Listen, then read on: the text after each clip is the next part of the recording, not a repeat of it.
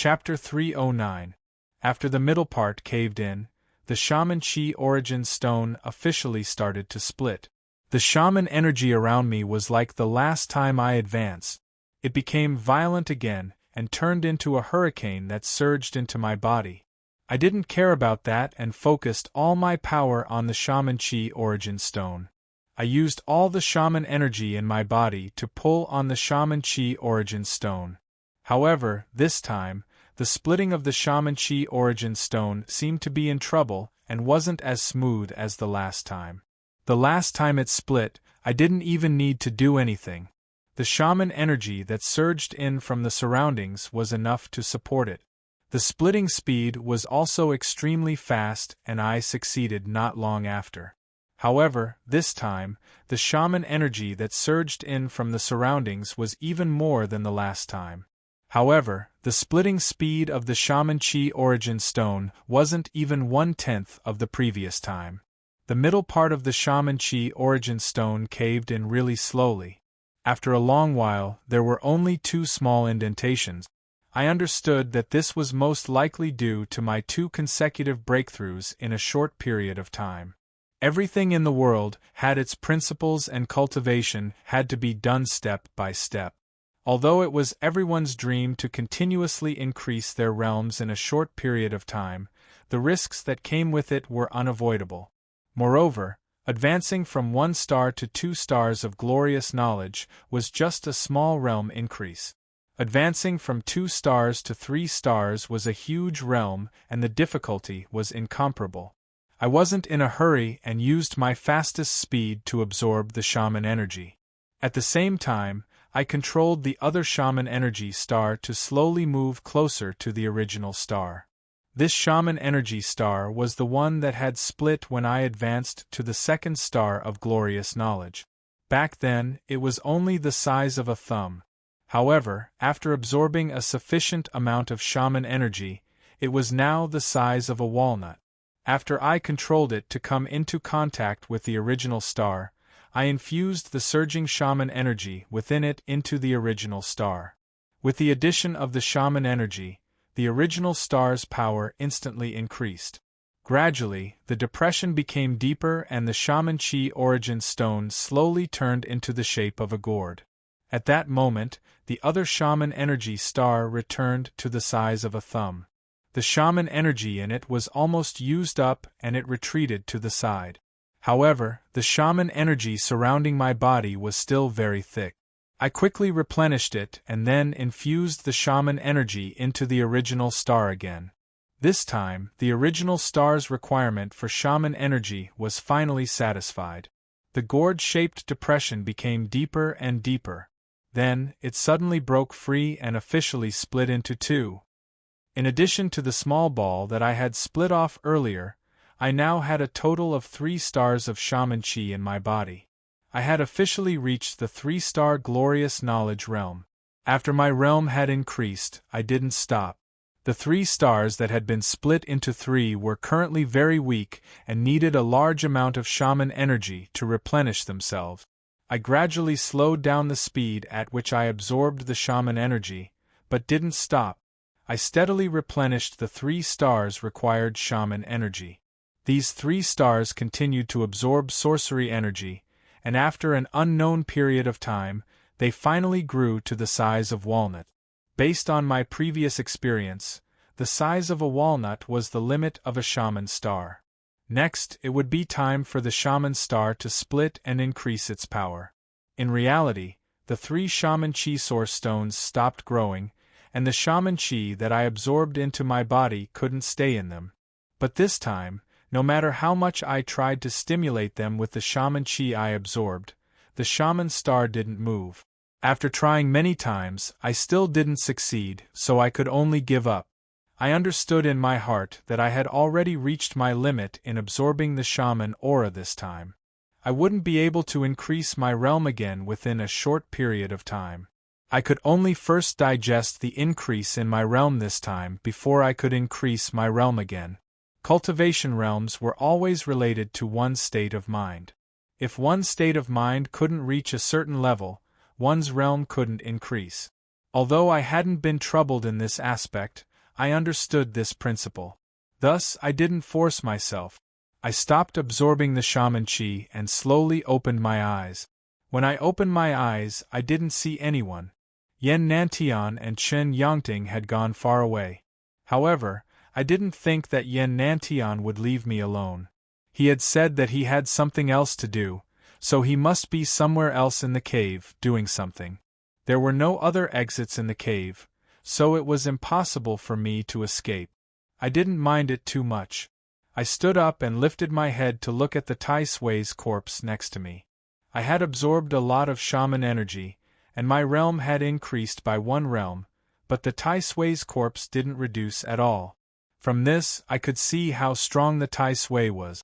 It was thousands of times stronger than the amount of shaman energy in my body. When Xiao Jin had transformed, the shaman chi on his body wasn't weaker than the Tai Sui's corpse. It wouldn't have taken him much effort to smash Yen Nanshan's yang spirit. I chuckled.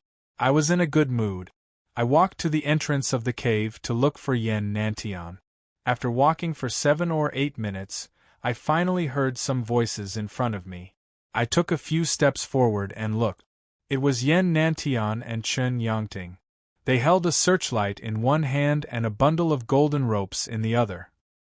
With every step they took, they would take out a golden rope and tie it around the necks of the terracotta figures on the mountain wall. I didn't understand what they were doing, so I walked forward. Yen Nantian heard me and lifted his head to look. He smiled and said, "Have you cultivated to your limit?" I pretended to accept my fate. My face darkened as I said, "I can't absorb any more shaman chi when I reach the 3rd star of glorious knowledge." Hearing that, Chen Yangting lifted his head to look at me. He looked shocked and envious at the same time. One would only know how difficult and dangerous something was after experiencing it. Chen Yangting was in the later stages of glory of memory, so he naturally had a deep understanding of the increase in glory of memory realm. That was why he was shocked that my realm rose again and again in such a short time. Yen Nantian smiled and nodded. He took out half of the golden rope and tossed it to me. "Not bad. Since you can't absorb any more shaman chi, help me tie the ropes. The method is simple. Just tie the ropes around the terracotta figures." I extended my hand to catch the rope and imitated their movement. After tying a few ropes, I asked Yen Nantian in confusion, "Why are you tying these ropes? There are so many terracotta figures behind. Did you tie all of them?" Yen Nantian walked in front of me and replied without turning his head, "Of course it's useful. Time is of the essence. The Han family's celestial master has retreated due to his injuries, and I used the celestial master sect's name to suppress him. However, it's hard to guarantee that he won't report this matter to the Metaphysics Association. Then, the Metaphysics Association will argue with the celestial master sect. If the Celestial Master Sect receives the news, they will definitely rush over. At that time, our lives will be in danger. Hurry up and tie the ropes. We'll leave after we're done with this matter." As he said that, his hands didn't stop and he continued to tie the rope. Due to his speed, some of the ropes were only tied around the terracotta figures. Yen Nantian didn't mind as he reckoned that it was effective. If I hadn't thought of a solution earlier, I might have purposely dragged the time and waited for the people from the Metaphysics Association and the Celestial Master Sect to come. At that time, I wouldn't let him have an easy time even if I couldn't survive. However, I obviously didn't have such thoughts at this moment. I only smiled and imitated him, quickly tying the ropes around the terracotta figures. With my help, the efficiency of the work had increased by a lot. In less than 10 minutes, we had tied all the terracotta figures with ropes and returned to the cave. Yen Nantian was in a good mood. He laughed and threw the remaining ropes aside. Then, he walked to Professor Liang's corpse and stooped to take out a cloth bag from his chest pocket. Then, he led us to the Tai Sui's corpse. I didn't know why, but I didn't ask. Chen Yangting and I followed behind him. When Yen Nantian arrived beside the Tai Sui corpse, he did not stop. Instead, he turned around and walked to the side of the mountain wall. He stomped on the ground with the tip of his foot and soared into the air. He leaped more than 30 meters up and landed on the mountain wall beside the large clump of true dragon saliva. There was a platform there. It didn't look big, but after Yen Nantian jumped up, I noticed that it wasn't small. I guessed it could hold around 10 people. Did he want to take the true dragon saliva? I didn't have time to think. Yen Nantian raised his hand and beckoned Chen, Yangting and me to go up. We didn't have his ability, so we couldn't jump directly. We could only use our hands to climb up the mountain wall. However, we were at the glorious memory realm, so our bodies weren't ordinary people's. It didn't take much effort for us to climb up. When we reached the platform, I realized that Yen Nanshan's target wasn't the true dragon saliva.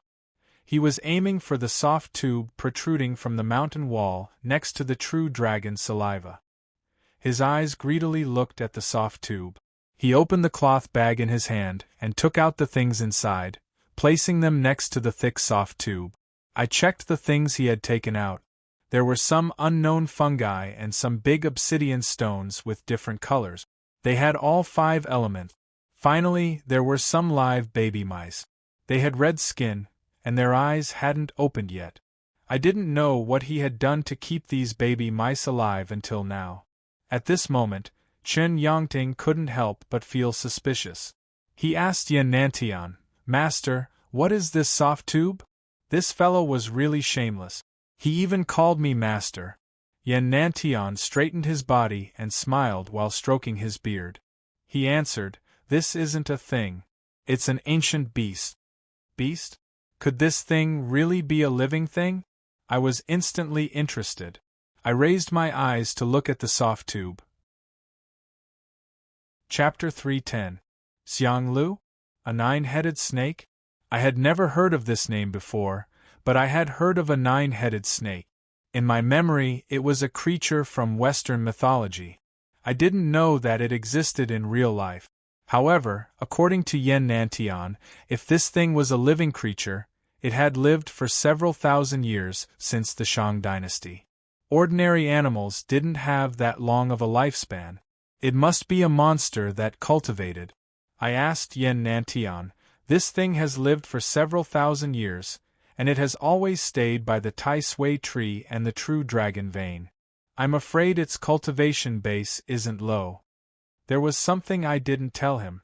The liquid in the 9-headed snake's body contained the saliva of the true dragon. If the spirit snake swallowed that liquid, it could turn into a dragon. This Xianglu must be very powerful. Yen Nantian shook his head. This Xianglu doesn't have a lifespan of several thousand years. It should be around 1,000 years old. As an ancient beast, it should have some cultivation base. However, this little thing doesn't have any power. Moreover, it's very timid. We don't need to worry about it attacking people. I was puzzled. Professor Liang, Yen Nantian, had said that this place was a sacrificial culture of the Shang dynasty. The Xianglu had used the terracotta statues to create the saliva of the true dragon vein. How could it be only 1,000 years old? According to historical records, the Shang dynasty had been around for 3,000 to 4,000 years. After I asked him, Yen Nantian smiled and said mysteriously, "It's a sacrificial culture of the Shang dynasty. The Tai Sui tree and the true dragon vein were mostly created by the Shang dynasty. However, this place isn't necessarily the work of the people of the Shang dynasty." It's not the work of the Shang dynasty? While I was thinking about what he meant, Yen Nantian didn't want to talk about it. He changed the topic and asked Chen Yangting to feed the unknown mushrooms to the mice. Chen Yangting did as he was told. Speaking of which, it was strange. Yen Nantian didn't know what method he used, but those bright red mice that had obviously not been weaned on milk stretched out their noses and sniffed the fungi. It was as if they had smelled milk. They climbed up and quickly devoured the fungi. Although the mushrooms were not big, the newborn mice were only the size of a thumb. After eating the mushrooms, The 5 mice's bellies bulged as if they were about to explode. On their transparent skin, blood vessels protruded one by one, looking disgusting and strange. After finishing this task, Yantian did not stop there. He took out another 5 obsidian stones with different attributes and placed them in front of the little mouse's mouth. Just now, the little mice eating those fungi was already shocking enough. Now, after these little mice smelled the obsidian, they were still unable to endure it. They didn't care that their stomachs were about to explode and opened their mouths to bite the obsidian. Obsidian was a meteorite from outer space. It had been tempered by the friction of the atmosphere, so its hardness could be imagined. However, the strange thing was that the mouths of these little mice that had not grown teeth could actually bite it. Like eating a cake, he ate the obsidian into his mouth bit by bit. As a result, the little mouse's perfectly round belly swelled up even more. It was to the extent that its belly was propped up on the ground, and its 4 legs were lifted into the air, unable to touch the ground. Even so, they were still greedily devouring the obsidian until they had eaten all the big obsidian stones. After eating, the 5 little mice turned into 5 round balls, lying there motionlessly. They didn't open their eyes, and I couldn't see if they were in pain or not. Yantian picked up each mouse. After checking them carefully, he nodded in satisfaction. Then, he carefully placed the 5 mice on the thick tube jutting out of the mountain wall, next to Xiang Lu's body. They didn't touch Xiang Lu's body directly, just a few centimeters away. After everything was done, Yantian sat cross-legged on the ground. He gestured for us to sit down as well. Now, we just need to sit here and wait. I didn't know what he was planning. As I was about to ask, Chen Yangting spoke first. Master, what's the use of these mice? Can they lure Xiang Lu's entire body out? This thick tube looks like Xiang Lu's mouth. But you said that Xiang Lu is a 9-headed snake. Do we have to deal with the other 8 heads one by one? Yantian looked like a good teacher. When he heard my question, he carefully explained, 9 is the extreme number. Xiang Lu is a 9-headed snake, but it doesn't mean that he has 9 heads. It just means that he has a lot of heads. In this cave, the terracotta statues on both sides of the wall have Xiang Lu's head. This soft tube should be Xiang Lu's tail, and the hole on it is his excretory outlet. His explanation was beyond our expectation. On the way here, we had seen thousands of terracotta statues on both sides of the wall. It seemed that Xiang Lu wasn't a 9-headed snake, but a 10-headed snake. What puzzled me more was the thick tube's tail. According to him, Xiang Lu had used his mouth to absorb the spirit energy from the corpses inside the terracotta statues and excreted true dragon saliva. I turned to look at the half-gaseous, half-liquid mass of true dragon saliva not far from us. I suddenly felt a little nauseous. Chen Yangting was like a curious baby. He bowed his head and pondered for a while. Then, he asked, Teacher, why did you put those mice on Xiang Lu's tail? If you want to lure it to eat, you should put them near your mouth, right? Yantian stroked his beard and smiled. It's a long story. Xiang Lu is somewhat similar to my yang spirit. On the surface, its body is huge and stretches across the entire cave. The ancient book even says that it eats the 9 earths, that is, it can swallow the 9 mountains. But in fact, Xiang Lu's body is just an inch-long snake.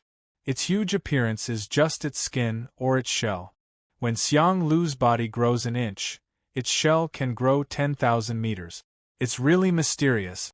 Moreover, Xiang Lu is timid. Its body hides in its shell and no one can find it. Even if we dig out its shell and bring it back, its body can run away if we're not careful. After it runs away, the inch-long Xiang Lu can regrow a 10,000-meter-long shell in just a blink of an eye. That's why it's hard to catch it. No wonder Yantian kept saying Xiang Lu, this little thing. I thought he was just casually calling it that. I didn't expect that this Xiang Lu, which looked so huge, was actually a little thing. After explaining the strangeness of Xiang Lu, Yen Nantian told me the reason why he had set up the bait. As for the reason why I put these mice on its tail, it's because the tail is the farthest from its head. Xiang Lu's speed is so fast that naked eyes can't see it. Even the Heavenly Master can't detect it. However, Xiang Lu lives in the head, and it only eats in the head. I used a secret technique to paralyze Xiang Lu for a while. But this little thing is an ancient species. I'm not sure how long the bait can paralyze it. That's why I have to buy more time in other places. The further the bait is, the longer it will take it to eat. It'll be easier for us to catch it. After explaining for a long time, Yen Nantian didn't show his impatience. His temper and patience were excellent. If I didn't know his real face, it would be hard to see through his disguise. At this moment, Chen Yangting looked at Yen Nantian with admiration. He hadn't called Yen Nantian master because he didn't want to be shameless, but because he was sincere. Of course, if it wasn't like that, he wouldn't have deceived me in the Corp sect, and I wouldn't have sincerely called him Big Brother Yen. After Yen Nantian explained the reason, the three of us didn't say anything. We looked at the 5 mice and quietly waited for Xiang Lu to take action. After around 30 minutes, the mice didn't move, and neither did Yen Nantian. The spirit snake on my body suddenly became restless. It anxiously transmitted its voice to me. "Kid, that thing is coming. Hurry up and leave this place." I was surprised and looked at Yen Nantian. He didn't notice my situation. I slightly lowered my head and asked the spirit snake, "You mean Xiang Lu? Why do you want to leave this place?" "Yes, it's Xiang Lu. That thing is very ferocious. In ancient times, it could even swallow a dragon. It's really scary. Hurry and take me away from here." When I heard the spirit snake's words, I was a little scared. However, after listening to him, I understood. Xiang Lu was a creature that could restrain dragons. Although the spirit snake wasn't a dragon, it was still a dragon. When it felt Xiang Lu's aura, it was scared out of its wits. As for what he said about Xiang Lu being ferocious, it was nonsense. Yen Nantian cherished his life a lot. To escape, he had used his young spirit to linger at death's door for more than 10 years. If Xiang Lu was really dangerous, he wouldn't risk his life.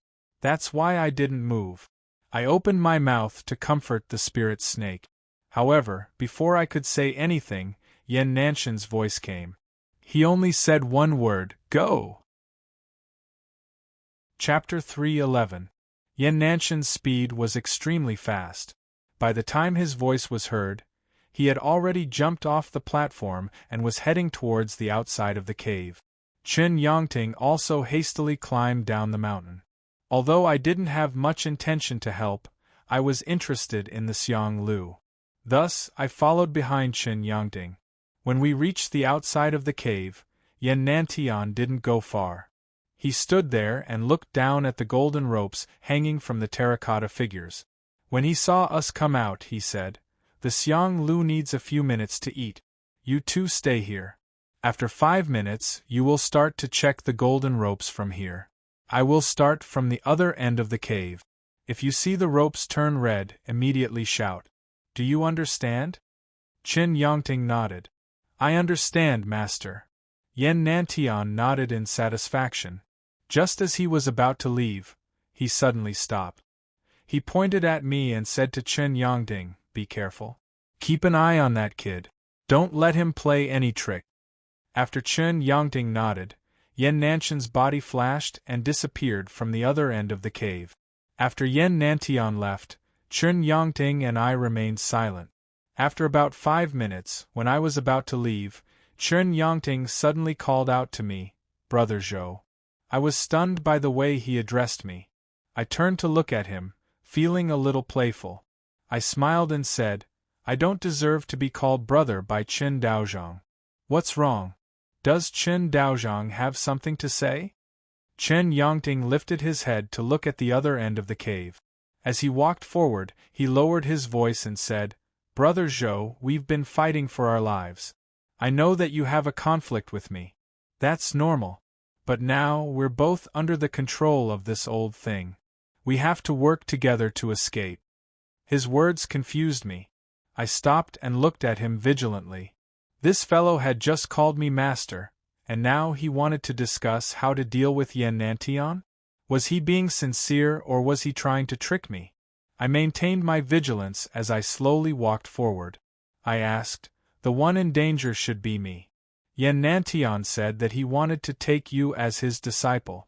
Becoming the disciple of a heavenly teacher isn't a disgrace to you. Why are you being controlled by him?" When Chen Yangting heard what I said, he proudly raised his head and said in a clear voice, "I am the disciple of Celestial Master Zhang of Mount Longhu. It's true that this old thing is a celestial master, but even 10 celestial masters can't compare to Celestial Master Zhang. If I sincerely worship him as my master, wouldn't I be abandoning the light for the dark?" I had no choice but to address him as master. "Brother Zhou, don't underestimate the pride of the people of Mount Longhu." At this moment I finally believed Chen Yangting's words. I couldn't help but look at him in a new light. This fellow had targeted me time and time again, so we had a deep grudge against each other. However, these were two different things. His words of loyalty to his teacher sounded very responsible. It was laughable that Yan'antion was such a cunning old thing. He had been hunting geese all day, but had been pecked blind by geese. He had actually been tricked by Chen Yangting. My expression didn't change. I lowered my head to check the ropes on the terracotta figures as I asked him, "Chen Daozhang is telling me to cooperate with you, but if we really escape, won't you still want to deal with me because I'm a remnant of the witch race? My cultivation isn't as good as yours. If I escape from Yan'antion's tiger's den, won't I have to enter your wolf's den?" Chen Yangting hastily shook his head. "Brother Zhou, don't worry. Times have changed. If we really escape, I'll let you go and won't attack you. Even if we meet again in the future, as long as there are no outsiders present, I won't attack you. What do you think?" His words were extremely sincere. Since he could trick Yan'antion, it wouldn't be a problem for him to trick me. I really found it hard to believe him. In reality, if I didn't have any other choice, I wouldn't have any other choice but to cooperate with him, regardless of whether I believed him or not. However, I had already thought of using Xiao Jin's transformation to deal with Yan'antion, so there was no need for me to take the risk. Thus, I shook my head and said to Chen Yangting, "Of course I'm willing to agree to your conditions. However, you have to know that Yan'antion is a celestial master. You and I only have glorious consciousness cultivation. Why do you think Yan'antion would leave the two of us here while he went ahead to check on the situation? It's not because he trusts you, but because in front of absolute power, tricks are useless. Yan'antion doesn't care at all. Moreover, it's fine if I escape, but even if you escape, there's still Yan'antion's pill in your body. How are you going to neutralize it?" Even though I said it perfunctorily, Chen Yangting replied seriously, "You don't have to worry about that. My Dragon Tiger Mountain has a tradition of 2,000 years. How can a small celestial master be compared to it? As long as we escape, Celestial Master Zhang will naturally cure me of the poison. As for what you said, I understand. However, we don't have any other choice. Once this matter is settled and we're brought out of this cave, I'm afraid we won't have another chance to escape." I couldn't help but admit that his analysis was reasonable. It was a pity that I only had to be responsible for my own life. His life and death had nothing to do with me. I grinned. There will always be a chance. Since Yan'antion left the two of us here, he must be on guard. This isn't a good chance to escape. Chen Daozhang, please don't be impatient. After saying that, I ignored him and continued to check on the ropes on the terracotta figurines. Chen Yangting's face was filled with constipation. He stood on the spot and stared at me for a long time. Then, he gloomily followed me. He didn't try to persuade me anymore, but just lowered his head and looked around. I laughed coldly in my heart. When this fellow injured Tong Tong to kill me, He didn't hesitate at all. Now that he was in trouble, he knew to come and try to cooperate with me.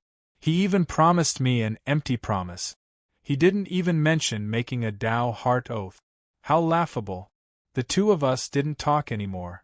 We walked along the mountain wall and silently searched for more than 100 meters. Then, I saw a blood-red rope not far from us. I walked forward and lowered my head to check. Then, I called Chen Yangting and pointed at the rope. I found it. Call your master here. Chen Yangting glared at me, and his ruthless expression became thicker. After a while of silence, he lowered his head and put away his ruthless expression. When he lifted his head, he squeezed out a smile and shouted at the end of the cave, "Master, we found it." After shouting several times, a white shadow quickly appeared. Yan Nantian didn't open his mouth to ask. He just lowered his head and scanned the surroundings. Then, he saw the blood-red rope. He rushed to the terracotta figurines and carefully pulled the rope up to check. Then, he said to me, "Take out your sword." When I pull the figurines out, quickly cut off Xiang Lu's head. Do you understand? I nodded and took out my magic sword. I was ready. Yan Nantian placed his hands on the terracotta figurines. However, he suddenly stopped. After thinking for a while, he called Chen Yangting over and asked me to give him the sword. I grinned. This old man still didn't trust me. Unfortunately, he didn't know that I was much more loyal than Chen Yangting. However, I didn't explain and just gave the sword to Chen Yangting. Then, I hid in the corner and watched the show. Yan Nantian didn't worry anymore. He grabbed the terracotta figurines and pulled it off the wall. When the bottom of the terracotta figurines was pulled out, Chen Yangting held the sword with both hands. A cold light flashed. Without any hesitation, he directly cut off a section of the soft tube. Yan Nantian moved faster. Right when Chen Yangting's sword slashed, he took out a black cloth bag and put it on the broken part of the soft tube. Then, he pinched the tube through the bag and pulled it out of the terracotta figurines. I didn't even have time to see Xiang Lu's head before Yan Nantian stuffed it into the bag. On the ground next to the bag was the remains of a mouse. It was obvious that Xiang Lu's body hadn't finished eating yet. After finishing the job, Yan Nantian stood up in satisfaction. Looking at the black bag in his hand, he couldn't help but laugh. After laughing, he turned around and patted Chen Yangting's shoulder a few times. He praised loudly, "Well done. This Xiang Lu is a treasure. I won't forget you when I get the benefits. After this matter is over, I'll help you improve further and break through to the Celestial Master Realm after we get out." Chen Yangting's face beamed. I didn't know if it was true or not. All right. After making his promise to Chen Yangting, Yan Nantian put the bag on his body. Then, he took us out of the cave. I guessed Yan Nantian was in a good mood because he had successfully captured Xiang Lu. On the way, he pointed at the terracotta figurines and said to me, "Kid, didn't you ask why Xiang Lu is only 1,000 years old? It's not a difficult question.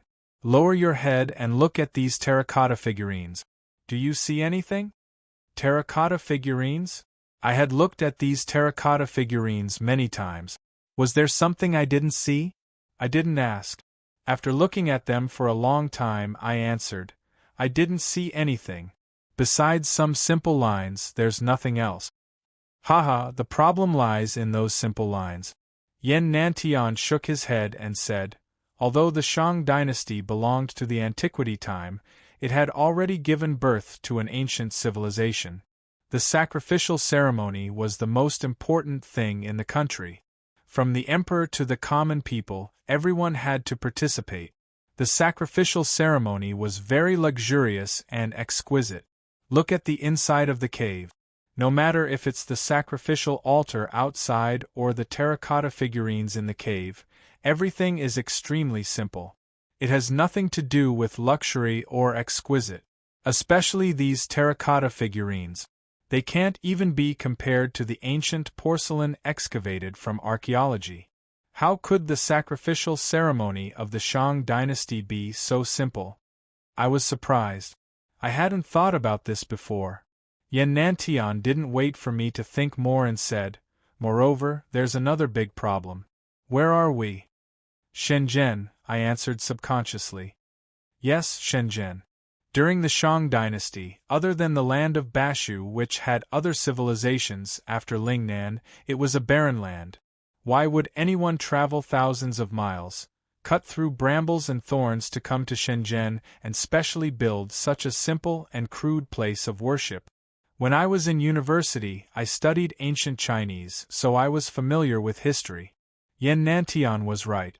During the Shang dynasty, although Guangdong wasn't a barren land, it was thousands of miles away from the Central Plains. There were no interactions between the two. The power of the Central Plains also couldn't reach here. Even if there was a sacrificial ceremony, it could only have been done by the local tribes. It was impossible to have a sacrificial ceremony for the mystic bird. Moreover, this cave was extremely large. With the power of the small tribes, it was impossible for them to build such a huge project. I couldn't help but be curious and asked, how did this cave come about? Was it built 1,000 years ago? Yan Nantian nodded. That's right. This place was built according to the sacrificial ceremony of the Shang dynasty. Moreover, you must have heard of the person who built it. At that time, the foreign tribes invaded the Central Plains, burning, killing, and pillaging. They borrowed the power of the northern dragon vein to destroy the middle dragon vein and seize the fate of the Han people. This person used his power to lead the Han people to resist. At the same time, he found the Tai Sui and imitated the ancient ritual of the Shang dynasty. He used the Tai Sui to stabilize the fate of the country and the true dragon vein to revive the southern dragon vein.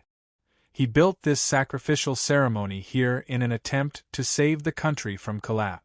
Unfortunately, he failed at the last step. He couldn't wait for the Tai Sui to be completely transformed. Chapter 312.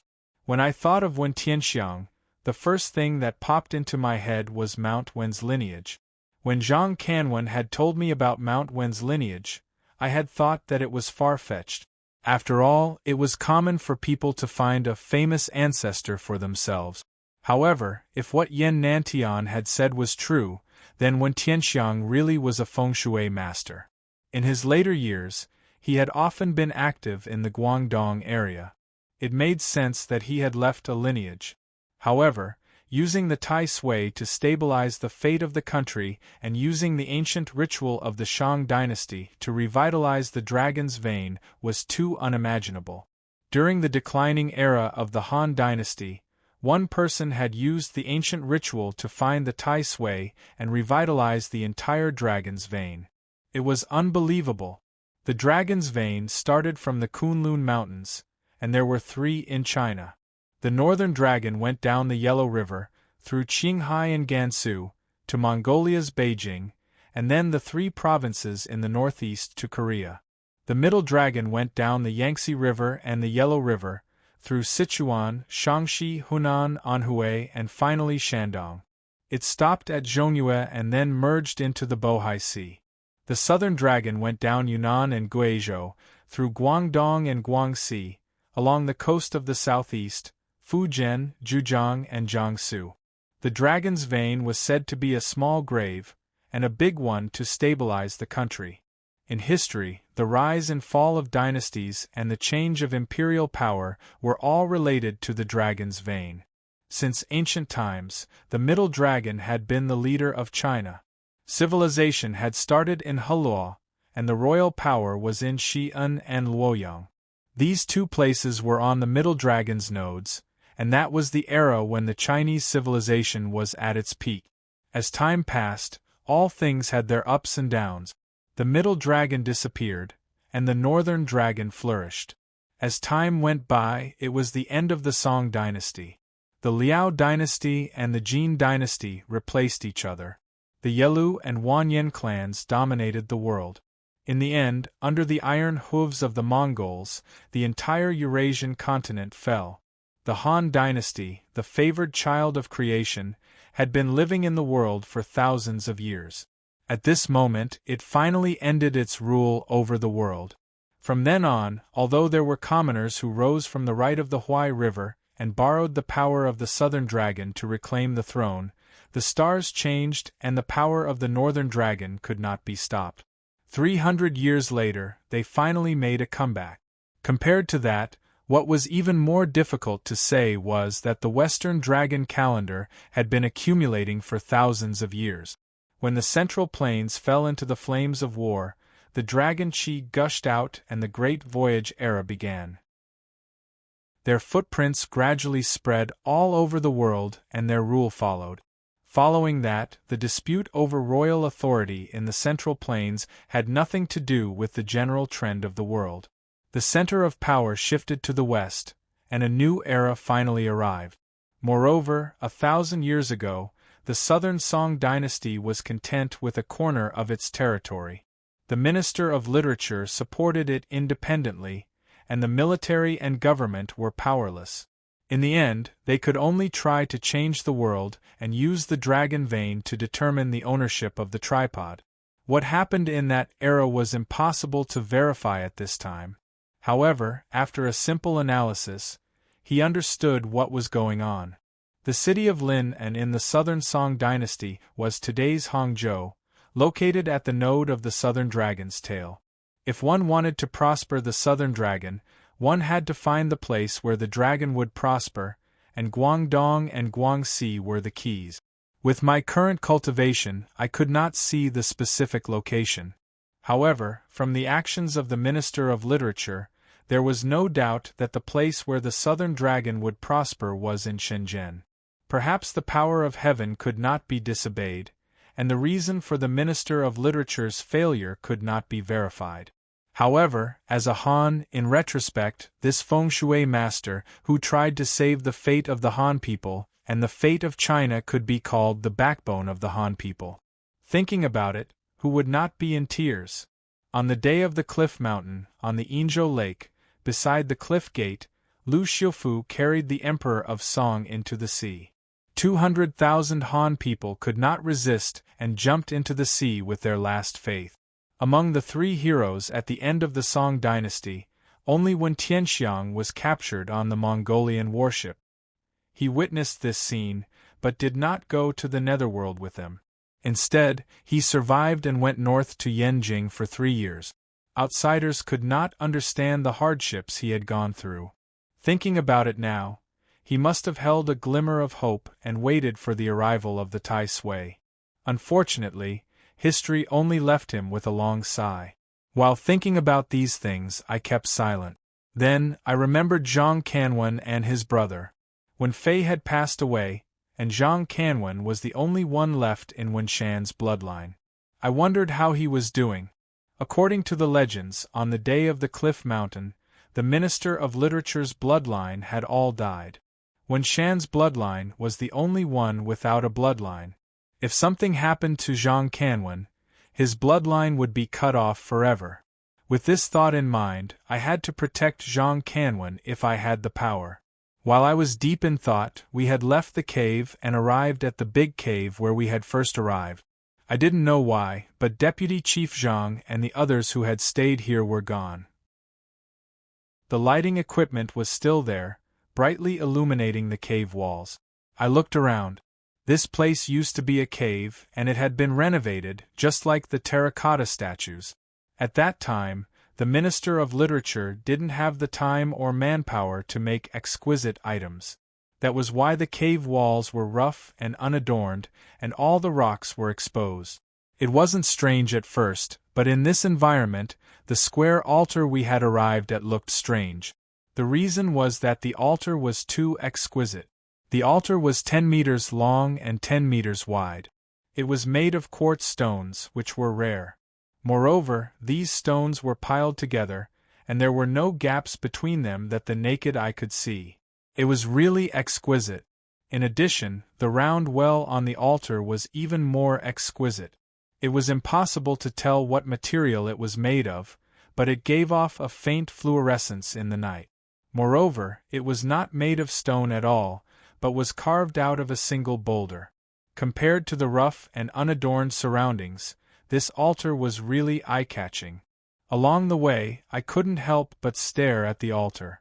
When we reached the round well, I scooped some water from the well and sniffed it. The water was clear and had a faint fragrance. I hesitated for a while, but I didn't dare to take a sip. The water was clear, which proved that this water was flowing. There must be a deep well that connected to the water underground. This made me even more suspicious. In ancient times, it wasn't easy to dig a well, especially a well that went deep underground. No matter if it was a drought or a flood, the water in this well would never run dry. It was really precious. Even with enough manpower, it would take several months to dig a well like this.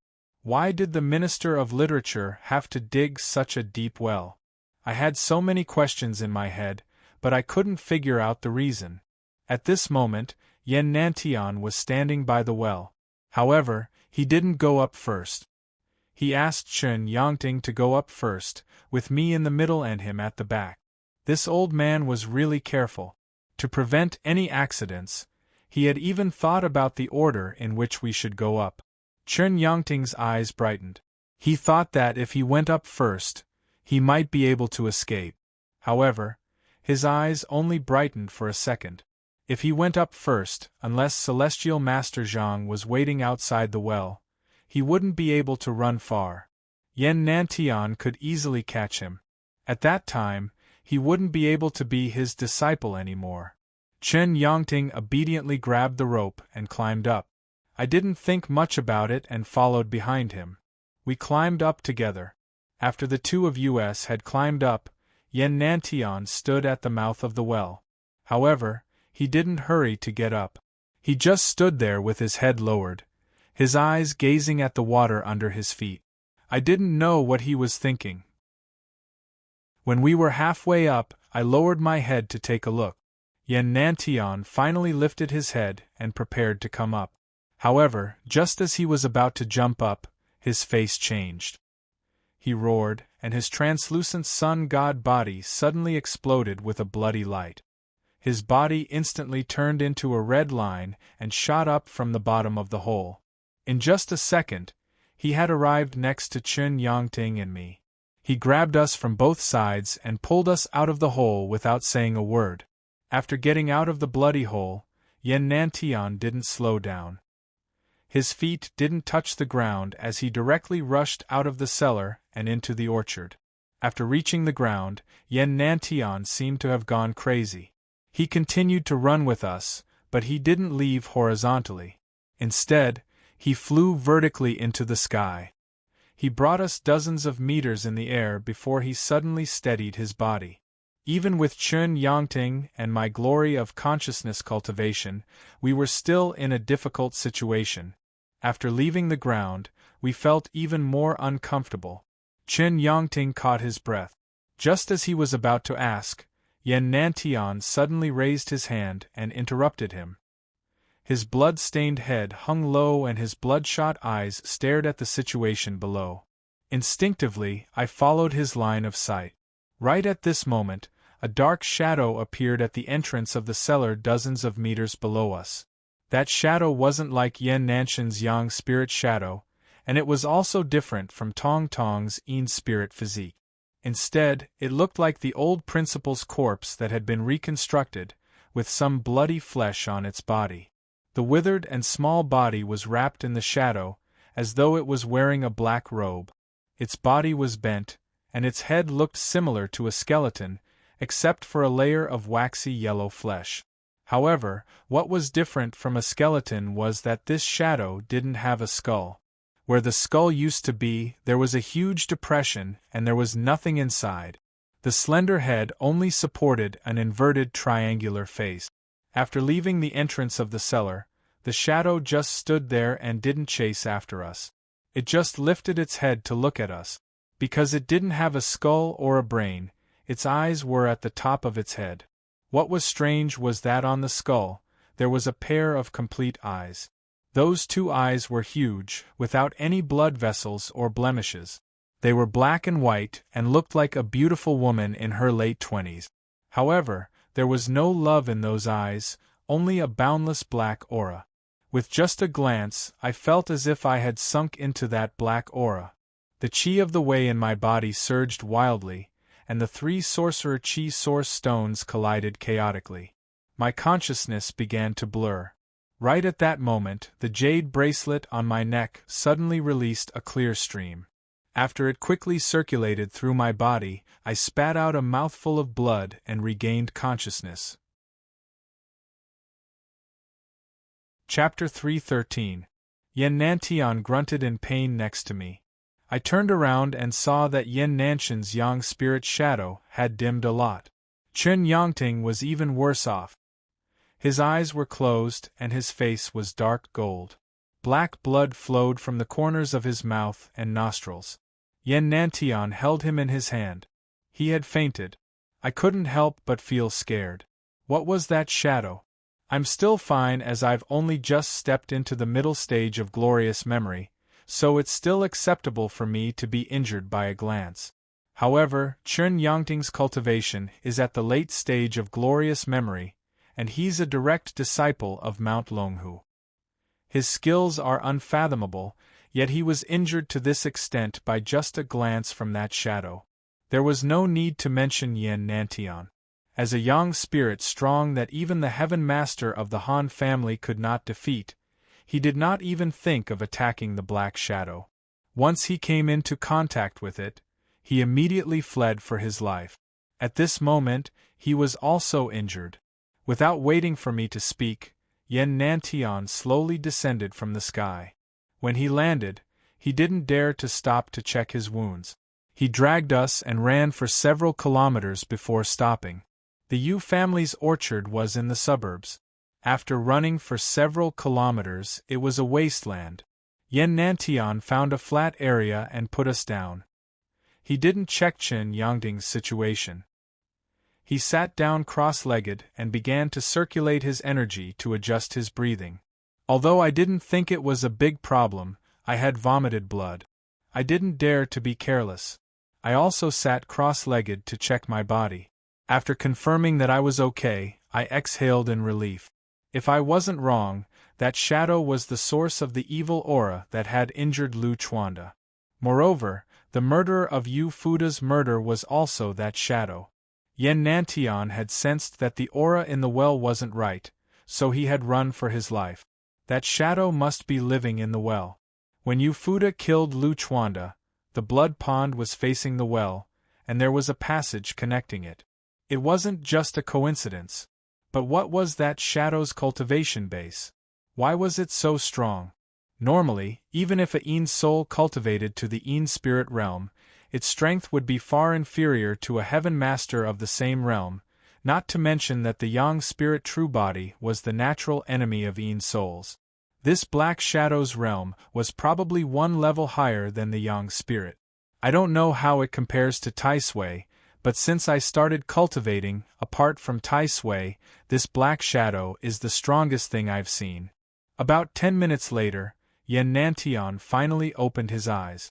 The red light on the sun god phantom had dissipated a lot, and his body was more solid than before. It was obvious that he was fine. After he woke up, he glanced at Chen Yangting, who was still unconscious. Then, he turned to look at me and asked, "Why are you okay?" Of course, I wouldn't tell him about the jade bracelet's strange condition. I spread my hands to show that I didn't understand. Yen Nantian didn't pursue the matter any further. He turned his head and began to examine Chen Yangting's condition. After a while, Yen Nantian placed his hand on Chen Yangting's lower abdomen. He circulated his energy and his palm turned red. He slowly pushed up from his abdomen, all the way to his neck before letting go. After repeating this process several times, Chen Yangting sat up from the ground. Black blood spurted from his nose and mouth. He opened his eyes and asked weakly, his face confused, "What happened?" After saying that, without waiting for anyone to reply, he seemed to suddenly recall the scene from before. His pupils violently shrank, and his face was filled with fear. He asked Yen Nantian, "Master, just now that That ghostly shadow, what was it? Yen Nantian didn't answer but asked him to stand up. He looked around, found a direction, and led us forward. After walking for a long time, Yen Nantian sighed and said to Chen Yangting, "That thing was a Jing ghost." Jing ghost? I was bewildered. I'd seen it before. Not only that, but Tong Tong had also put the Ghost King level Jing ghost into the jade bracelet. I was puzzled. How could a Jing ghost be so powerful? I've caught one before, but it had just reached the Ghost King level. Yen Nantian shook his head. Jing ghost is just a general term. The ghosts in the well are all called Jing ghosts. But in fact, Jing ghosts connect to the 9 serenities. I heard that this kind of deep well is connected to the netherworld. There are many great cultivators in the underworld. It's not strange that a Jing ghost with that kind of power appeared. But the heavenly path has its own rules. A ghost with that kind of power shouldn't come to this world. As he spoke, he fell into doubt. After muttering to himself for a long time, he suddenly said, "That's right. This Jing ghost must be related to the Tai Sui giving birth to a true dragon." When Tianxiang had imitated the Shang dynasty's sacrificial ceremony to revive the southern dragon vein. However, the Shang dynasty's sacrificial ceremony had been abandoned a long time ago, and no words had been passed down. How did he find this method? I'm sure he had contacted the 9 serenities to summon the soul of the Shang dynasty's sacrificial ceremony to host this sacrificial ceremony. No wonder I found a seal on the well. After the sacrificial ceremony, when Tianxiang must have sent the soul of the Shang dynasty's sacrificial ceremony back to the well and sealed it. He wanted the soul to return to the 9 serenities. However, after hiding for 1,000 years, the soul finally broke the seal and came out of the well. And the previous case must have been caused by the soul. No wonder it had the Shang dynasty's totem. His speculation was the same as my own. I lifted my head to look at him. What should we do now? Since the soul has seen us, will it come back? Should we inform the people in the metaphysics world? Otherwise, if the soul comes back, it will bring us a big disaster. Yen Nantian looked at me oddly. If it didn't follow us, it won't trouble us anymore. As for the disaster, you don't even have time to take care of yourself. I stopped talking and didn't want to arouse Yen Nantian's suspicions.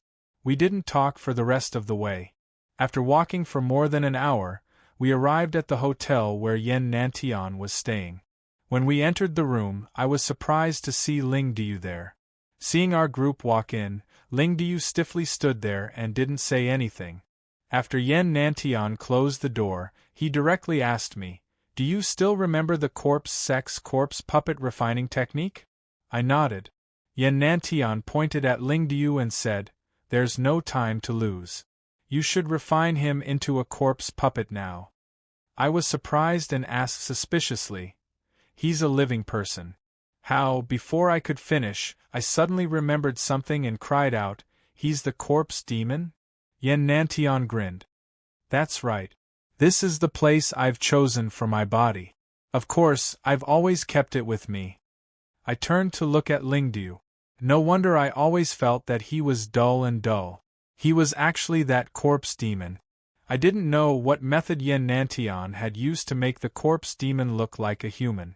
Moreover, I couldn't see any flaws in his movements. While I was looking at him, Yen Nantian impatiently urged me to hurry up. I stopped looking at Ling Diu and turned to smile at him. I pretended to be embarrassed and said, "I can't refine it." Yen Nantian raised his eyebrows and said unhappily, "What? Have you forgotten the refining technique?" I shook my head. "Of course I haven't forgotten. I've already refined a corpse puppet. If I remember correctly, I can only refine one corpse puppet. It's impossible to refine a second one." The moment I said that, Yen Nantian's expression became unfriendly as he stared at me. After staring for a while, he said, "Brat, don't think that I won't dare to do anything to you just because I want to take your body. Is what you said true?" I had already thought of an excuse, so I didn't hesitate. I nodded and pretended to be indifferent. As long as the corpse sect doesn't have any schemes, a corpse puppet can greatly increase one's strength. After obtaining the method, I will naturally find a way to refine one to protect myself. Yanantian was silent for a long time. After a while, he coldly said, "Don't tell me that your corpse puppet is already dead." I shook my head. "No, my corpse puppet is still fine. It's just that it's not by my side." Yen Nanshan's expression softened. He waved his hand as if he didn't want to listen to my explanation. He directly said, "Take me to find your corpse puppet." I nodded and didn't hesitate. I walked out of the shop. Yen Nantian left the ghoul here and took Chen Yangting with him to the feng shui metaphysics shop. I had already thought of a way to use Xiao Jin to deal with Yen Nantian. Since Yen Nantian was in such a hurry, it was within my calculations. According to the time, tonight was the time for Xiao Jin to transform. The only thing I was worried about was that Xiao Jin was the Tai Sui and Yen Nantian was the Celestial Master. It was impossible for him to not have this kind of vision. He would definitely recognize his identity. At that time, would he take the risk of possessing Xiao Jin's body? Chapter 314. Shortly after, we arrived at the shop. As I was about to lead them inside, Yen Nantian halted and placed his hand on my shoulder. He frowned and looked at the shop for a long time. He didn't say anything and walked in front of me, leading the way. The Yang spirit phantom had its own supernatural power. When it didn't want to show itself, ordinary people wouldn't be able to see it. Although Xie Qinghua had the glorious consciousness cultivation base, he was just an ordinary person in front of a celestial master like Yen Nantian. He couldn't see Yen Nanshan's Yang spirit. He could only see me and Chen Yangting. Xie Qinghua quickly came to greet us. He looked anxious. It seemed he wanted to ask me about the situation. I raised my hand to stop him and told him that I had something to do upstairs. Then, I brought Yen Nantian and Xiao Jin upstairs. Xiao Jin was in the room upstairs. After going upstairs, Yen Nanshan's expression became increasingly solemn. When he reached the door, he suddenly stopped and fiercely extended his hand to grab my neck. Staring at me, he sternly asked, "Brat, what exactly is your corpse puppet?" I grinned at him and said softly, "Tai Sui." Yen Nanshan's expression froze. He cried, "What?" "It's the Tai Sui. When we were in the cave, Brother Yen, didn't you feel sorry that half of the Tai Sui's body had turned into the true dragon vein and couldn't be refined into a corpse puppet? Great minds think alike. I've thought about this before. I happened to meet a Tai Sui, so I refined it into a corpse puppet." I pretended to be relaxed and explained to him. After I explained, Yen Nantian shook his head in disbelief. "That's impossible. If you really refine the Tai Sui into a corpse puppet with its power, how could you be controlled by me so easily? Although I have the Yang spirit cultivation base, I'm still far behind the Tai Sui. Kid, don't play tricks on me." Although he was cautious, Xiao Jin's situation was special. I didn't need to make up stories. I had a way to deal with him. I hurried to explain, "The corpse puppet I've refined is just a small Tai Sui. It looks like a child, and it doesn't have much power." Hearing this, Yen Nanshan's expression froze. Then, he shook his head like a rattle drum. He sneered, "Ignorant child, the Tai Sui is a strange creature. It lives and dies with the replacement of the 4U stars. Other powers cannot kill it. The corpse of the Tai Sui is a complete body. How can there be a young Tai Sui? Don't say such lies again. You'll only make a fool of yourself if you say it." I spread my hands. "Little Tai Sui is in the room. Whether it's real or fake, we'll know when we see it." When Yen Nantian saw that I was certain, his expression became hesitant. However, his previous solemn expression had disappeared. The reason was simple. Just like what he had said, if I could control the power of the Tai Sui, I would have used it to deal with him long ago. Why would I be manipulated by him for so long? Yan Nanshan's face was filled with curiosity, not fear. After thinking for a while, he nodded and gestured for me to push the door open. When I opened the door, I saw Xiao Jin sitting on the bed. He was still playing with the remote control. He didn't watch the TV but kept changing the channel. He had been playing this game for a month, but he was still very excited. When Xiao Jin saw me, he looked happy. He didn't move, but he turned his head and grinned at me. He didn't even notice Chen Yangting and Yan Nantian behind me. I moved aside to let Yan Nantian walk in front of me. I didn't say anything and just pointed at Xiao Jin. As soon as Yan Nantian saw Xiao Jin, his eyes widened. He stared at him for more than half a minute.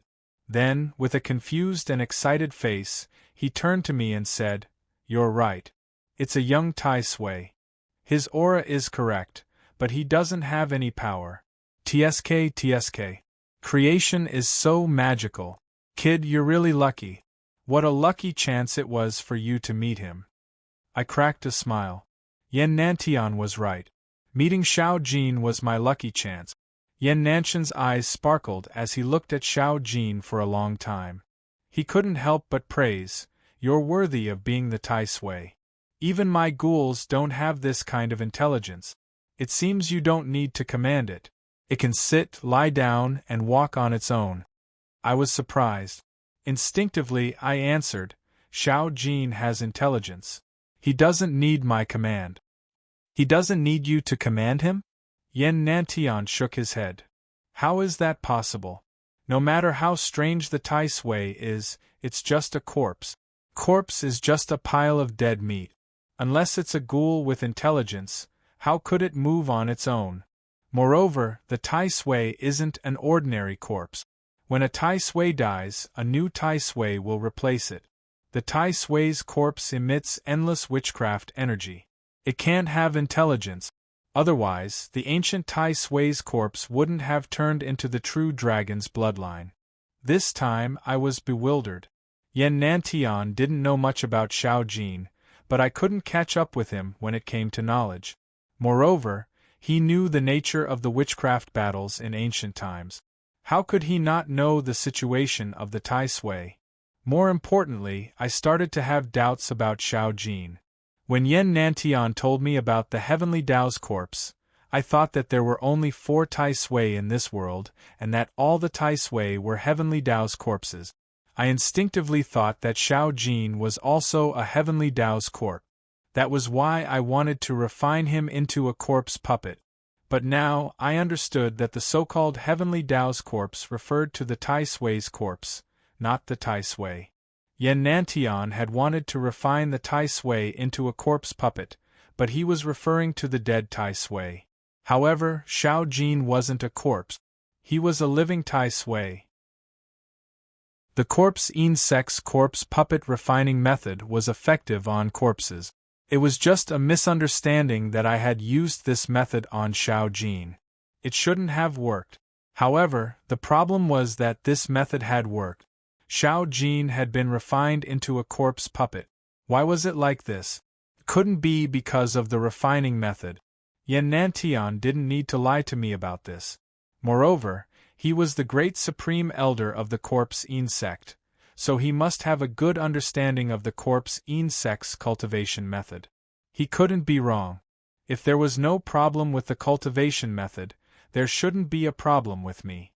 Could it be that there was a problem with Xiao Jin? Thinking about this, I was even more confused. After refining the corpse puppet, the feeling of blood connection between Xiao Jin and me wasn't fake. Not only were our hearts connected, but we could also communicate with our thoughts. We were very close to each other. Moreover, Xiao Jin listened to everything I said. It was impossible for him to hide anything from me. If there was no problem with Xiao Jin, then what was the problem? After thinking for a long time, I still couldn't figure out the reason. When I came back to my senses, I raised my head and saw that Yan Nantian was still staring at Little Gold. His gaze carried a trace of suspicion, as if he had thought of something but didn't dare to confirm it. I wanted to ask him, But Yen Nantian didn't seem to have any interest in talking. He waved his hand and said, "Since you've already refined the corpse puppet, I don't have any other choice. I'll take this Tai Sui. Is there a secluded place nearby? The Tai Sui's item isn't ordinary. I'm afraid that something strange will happen when we stay there. Our identities can't be exposed, so it's better to be safe." Hearing this, I was overjoyed. Yen Nanshan's words had solved the two problems that I was worried about. He didn't object to living in Xiao Jin's body. Moreover, he took the initiative to find a secluded place. When Xiao Jin transformed, I wouldn't have to worry about attracting trouble. Although I was excited, I didn't show it on my face.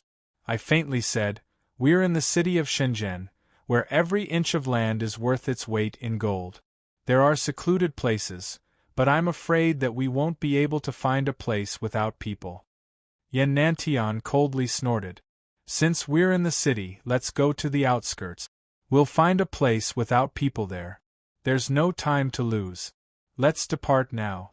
He had finally fallen into my trap. Tonight was the night that Xiao Jin would transform. It was almost evening. When we arrived at the outskirts, it was almost midnight. Everything was unimaginably perfect. I was so happy that I almost went crazy. I pursed my lips and didn't say anything. Yen Nantian didn't doubt my attitude. When he brought me and Xiao Jin out, he pretended to be scared and said to me, "Brat, don't be too pessimistic. With this old man's experience in this life, along with your exceptional talent, your life will definitely be splendid. You won't have any regrets. Moreover, there's still a lot of time before you become a heavenly master. You still have plenty of time to enjoy your life. Think about it. You're a remnant of the witch tribe. If it weren't for me, you would have lost your life in that cave. If that's the case, every day that you live is a day that you've earned. Why do you have to frown?" He looked like he was comforting me, but he was actually mocking me.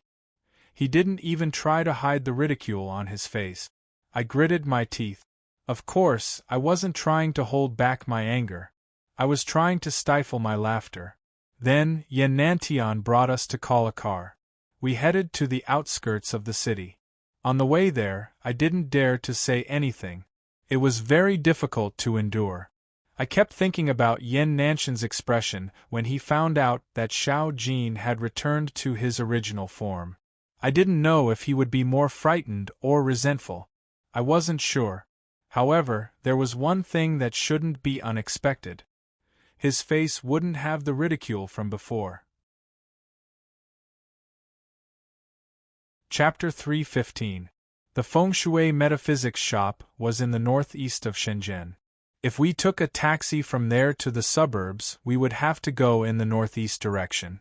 The route Yen Nantian had chosen wasn't much different from the route I had asked Wang Kuan to take me when Xiao Jin transformed. The final destination was in Longmen County, which was on the border between Hui Province and Huyuan. It wasn't far from the place I had chosen last time. It was evening when we left.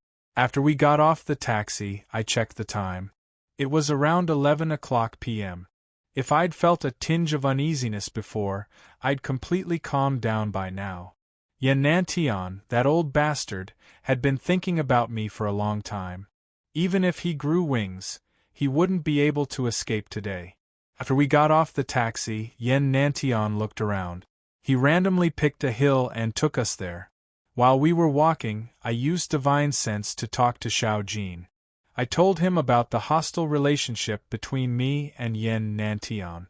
I also told him what to do after he transformed and recovered his power.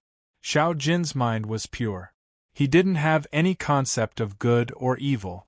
Killing people or saving people didn't mean anything to him. He didn't have any doubts about my arrangements. He nodded and agreed. After talking to Xiao Jin, Yen Nantian stopped. However, he didn't say anything. He just lowered his head as if he was thinking about something. After thinking for a while, he raised his head and stared at the full moon and the starry sky for a long time. He then turned his head and looked at me, then at Xiao Jin. He didn't say anything, but his face seemed to be filled with uneasiness. I was startled. Did Yen Nantian discover something? Cultivators' spiritual senses were stronger than ordinary people's, and their sixth sense was even stronger. They could predict the future. Moreover, as their cultivation base deepened, this ability would become stronger. Moreover, the corpse sect was also a branch of metaphysics. Although they mainly practiced other techniques, they had some knowledge about divination. It was possible that Yen Nantian had predicted something. However, I lowered my head and checked the time. There were only 2 minutes left until midnight. Even if Yen Nantian knew my plan, a mere minute wouldn't be enough for him to reverse the situation, let alone Yen Nantian. I was no longer worried. I met Yen Nanshan's gaze and smiled at him. At first, Yen Nanshan's eyes were filled with doubt. However, when he saw my smile, his pupils shrank. The sun god's shadow reappeared with the same red light that had appeared when he'd faced the terrifying well ghost. He stared at me vigilantly. After a few seconds, maybe it was because he saw that I didn't react, he relaxed a little and shouted, "Let's not waste any more time and do it right here. Quickly order the corpse puppet to stop, lie on the ground, and give up resisting." I stood still and didn't smile at him. I just looked into his eyes and shook my head. "Big Brother Yen, when we were in the corpse sect, you gave me pointers and helped me increase my cultivation. At that time, I truly regarded you as a big brother that I could rely on and trust. But what about you? Everything was just to make use of me. From the very beginning, you've been scheming against me. Isn't it enough to harm me once? You've painstakingly continued to cause trouble for me. I just want to ask you, have you never had a conscience in your heart?" Yen Nantian was obviously very anxious. He impatiently scolded me, "Shut up. Do you think it's useful to try to befriend me at this time? Don't be so long-winded. Hurry up and order your Tai Sui corpse puppet to lie on the ground." I laughed self-mockingly. Yen Nantian was right. At this time, I should just do what I had to do. There was no need to be long-winded. I smiled at him again, but my expression slowly turned cold. "You're right. I didn't come here today to befriend you. I came here to kill you." Xiao Jin attacked. When I said the last few words, only coldness and sternness remained in my voice. As I said that, Yen Nanshan's expression suddenly changed. The scarlet light on his body suddenly surged. At the same time, Xiao Jin, who had been silently standing next to us, flew up. His clothes were torn apart and flew far away. In an instant, he returned to his original body that was dozens of meters tall. The golden light on his body was extremely dazzling. At the same time that his body grew bigger, countless strands of hair on his head whistled as they flew towards Yen Nantian. Yen Nantian wasn't bad. After he realized that something was wrong, he shrouded his body in a scarlet light. He burst forth with a speed that was even faster than when we had met the Jing ghost during the day. He seemed to have turned into a red bolt of lightning as he shot past me and into the night sky. This old thing was extremely cautious. Once he realized that something was wrong, he didn't have any thoughts of risking his life. His only thought was to run away. Although this choice looked like a coward, I had to admit that being cautious was always the best way to save one's life.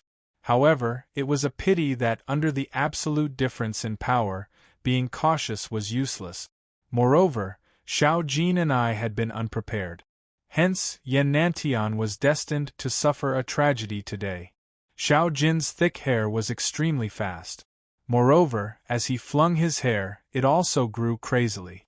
Even though Yen Nantian was as fast as lightning, he couldn't escape the fate of being tied up by Xiao Jin. In just a blink of an eye, Yen Nantian, who used to be high up in the sky, was tied up like a rice dumpling by Xiao Jin. At this moment, his eyes didn't have the teasing look anymore. Instead, they were filled with endless fear and confusion. He tried his best to turn his head to look at Xiao Jin's real body. He mumbled, "It's impossible. How could it be? It's impossible," When he finally got a hold of himself, the confusion in his eyes was gone. His eyes were filled with respect and flattery. He kept begging me, which was completely different from his previous image. I couldn't help but recall the first time I had met him in the corpse sect. At that time, he had used up all of his yang god power, so he was very respectful to me, a junior in the acupuncture realm. He even treated me as his peer. Unfortunately, when his yang god power recovered, he quickly changed his attitude. I didn't bother with him anymore. I just calmly told Xiao Jin, kill him. Xiao Jin was as loyal as a robot. Without any hesitation, he threw Yan Nanshan's yang god shadow into his big mouth. He didn't even chew before swallowing it. I was slightly stunned. However, I thought that the yang god body might help Xiao Jin recover his power, so I didn't mind. I gently exhaled and turned to look at Chen Yangding, who was standing to the side in a daze. When he saw me turn to look at him, Chen Yangding suddenly came to his senses. His face was filled with fear. He lowered his head and bowed to me. He stammered, Brother Zhou, your corpse puppet is really strong. This fellow was quite intelligent. In his panic, he tried to curry favor with me to lessen the conflict between us. I didn't say anything and just smiled at him. Soon, Chen Yangting stopped talking and lowered his head to look at the ground. His face was deathly still. Just when I thought that he had accepted his fate, he suddenly raised his head. After taking a few steps forward, he knelt on the ground and said loudly to me, Brother Zhou, I know that there is a deep grudge between us. There is no point in discussing who is right or wrong. As long as Brother Zhou doesn't kill me, I, Chen Yangting, am willing to become your slave. I will serve you from now on. If Brother Zhou doesn't feel at ease, I won't have any complaints, no matter if you make a Dao heart oath or use any other methods to control me. His actions were far beyond my expectations. No wonder Yan Nantian took a liking to him and accepted him as his disciple. The two of them were equally shameless.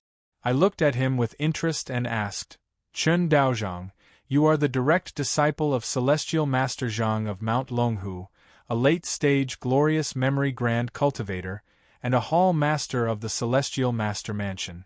Are you really willing to become a slave? Chen Yangting didn't hesitate at all. He immediately nodded and emphasized, if Master is worried, you can use any method. This fellow was really shameless. With the grudge between us, if I wanted to live in this situation, this was probably the only path I could choose. It wasn't hard to make a choice, but it was hard to be so decisive and without any hesitation. To tell the truth, I couldn't help but be tempted.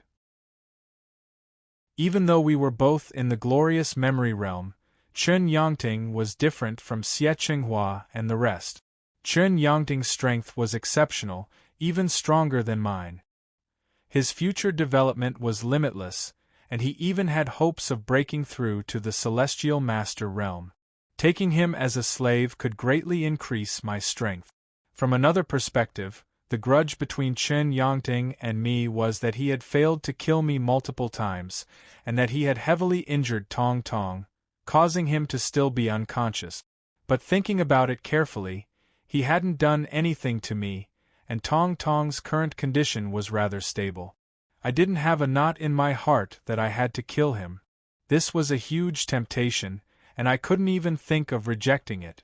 Unfortunately, what I shouldn't have done was that Chen Yangting tried to ally with me to deal with Yan Nantian in the cave.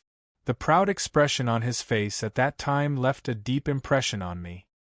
He was deeply proud of his status as a disciple of Mount Longhu.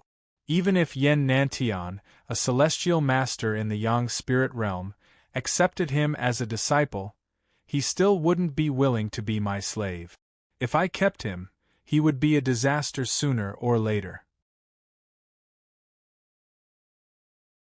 Chapter 3:16. After hearing my words, Chen Yangting's countenance changed several times. From begging to surprise, from surprise to anger, from anger to despair. That was all he could do. Xiao Jin was fast and didn't give him any time to react. He didn't even have the time to think about it. After dealing with Chun Yongting, I searched his body.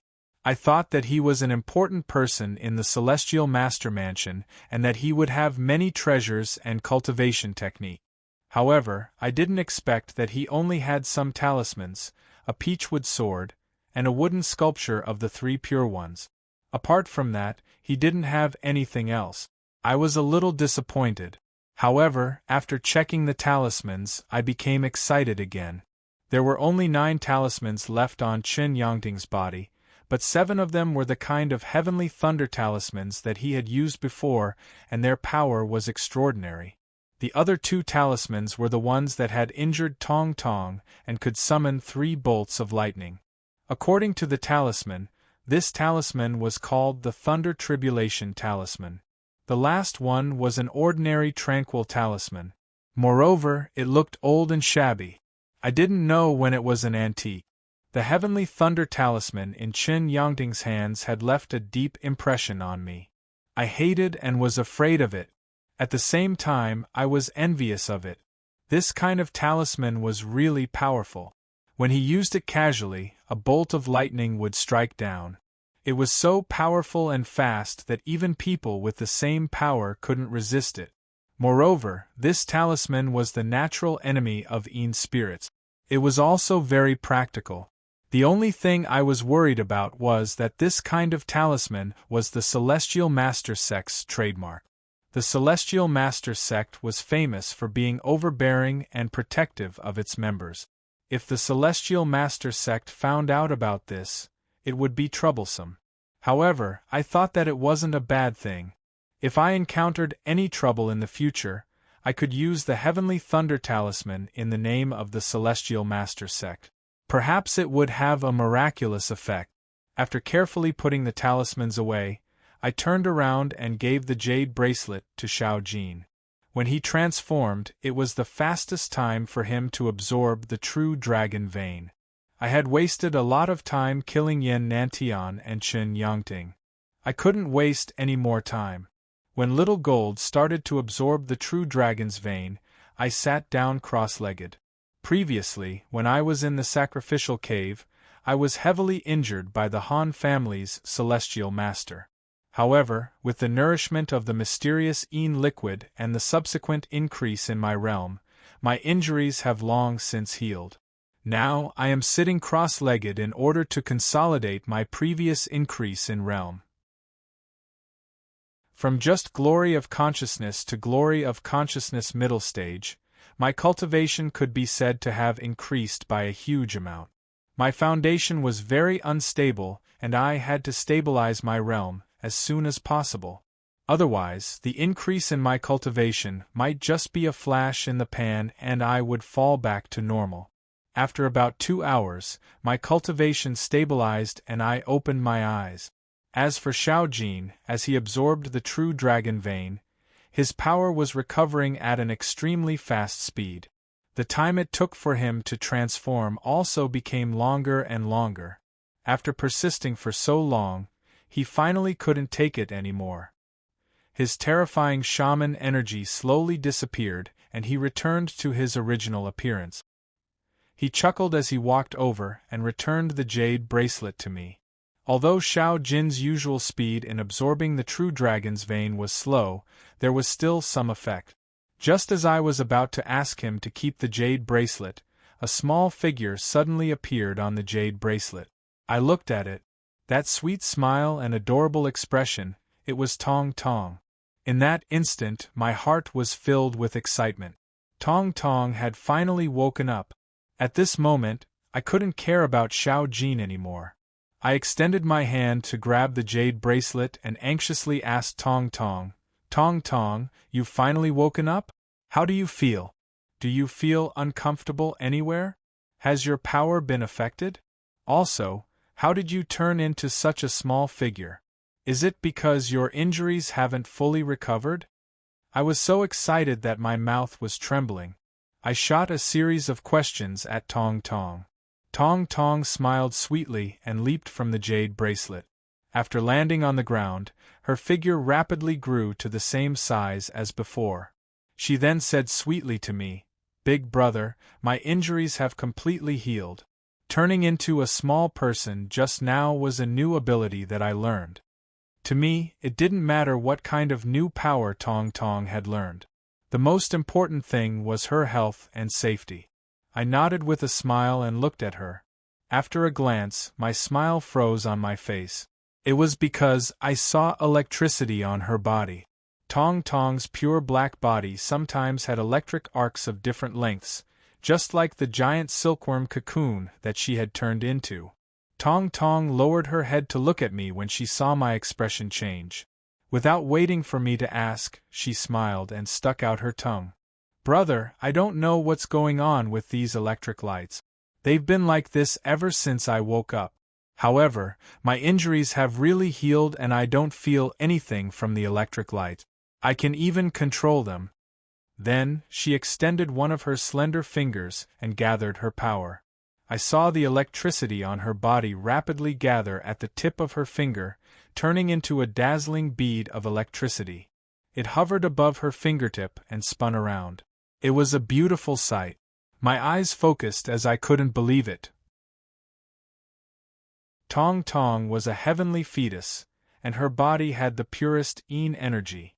She could be considered the extreme of Yin energy. The electric arcs were the remnants of the heavenly lightning that Chen Yangting's heavenly thunder talisman had summoned. Heavenly lightning was the strongest energy in the world, and it could be considered the extreme of Yang energy. It was because these two different energies had collided with each other that Tong Tong had been severely wounded. Even after a long time, neither Little Gold nor the Red Shadow could help her resist the power of the heavenly lightning. However, the scene in front of me had completely overturned my understanding. I didn't know what to do. After a long time, I hesitantly asked Tong Tong, "Try to control the electric arcs and attack this stone." Tong Tong's two large eyes blinked curiously, but he didn't ask any questions. He followed my instructions and suddenly waved his finger. The lightning bead released a streak of lightning that shot out at an extremely fast speed, disappearing into the stone that I had pointed out. I walked forward and picked up the stone. There was a small hole in the middle of the stone, which still had the faint aura of the heavenly lightning. Now, I was sure that Tong Tong could control the power of the heavenly lightning. It was hard to define the word control. Any able-bodied person could hold a basketball and shoot it a few times, but not many people dared to say that they could control the ball. Thus, when Tong Tong gathered the electric arcs, I still didn't believe that she could control the heavenly lightning. However, if she could extract the power of the heavenly lightning and use it according to her will, it was a completely different thing. Every object had its own power. Only when she could control the power of the object could she truly control it. After reaching this conclusion, I became even more confused. Why was it like this? Could it be that while I was unconscious in the cocoon, my eyes hadn't been resisting the power of the heavenly lightning, but rather they had grasped the essence of the heavenly lightning and completely absorbed it? If that was the case, then Tong Tong had profited from her misfortune. She, who possessed the extreme Yin body, was most afraid of the power of heavenly thunder. Her greatest natural enemy was also the power of heavenly Yin. Now, she had found the essence of the power of heavenly thunder and could even absorb and use it. From now on, the heavenly lightning would no longer be Tong Tong's natural enemy. As for the other Yang energies, their nature was different from the heavenly lightning. How could Tong Tong be afraid of them? In other words, Tong Tong would no longer have any natural enemies. Even the Yang energies that were supposed to restrain her would be absorbed by her and become her helpers. This was too terrifying. Both the Dao and Xian sects had the three corpses. The three corpses referred to a person's inner demon. They were the shackles of the human body that prevented people from pursuing the great Tao. After cutting them off, they could get rid of the shackles and cultivate with half the effort, easily becoming an immortal. From a certain perspective, Tong Tong was like cutting off her three corpses. From now on, she would no longer have any shackles. Her cultivation path would be smooth and her speed would be faster than anyone else's. Chapter 3:17. I excitedly told Tong Tong about my conjecture. Tong Tong grinned. She was obviously very happy. However, after smiling for a while, she anxiously asked me about what had happened while she was unconscious. It was obvious that she didn't care about the ability to control lightning. Seeing this, I couldn't help but smile wryly.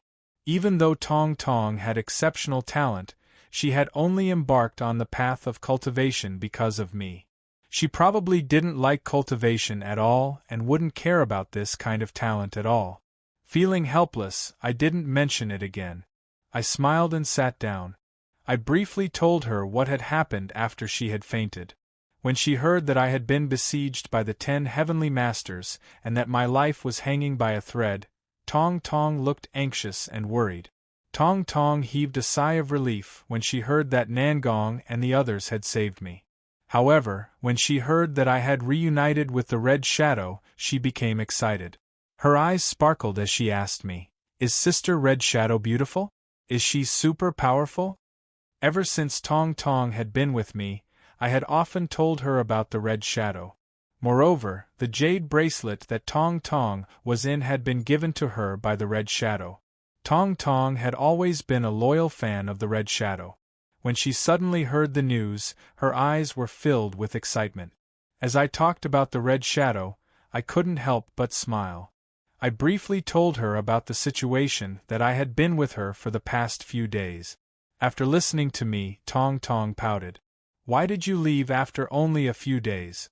Even if you left, you should have brought Sister Red with you. How could you leave alone?"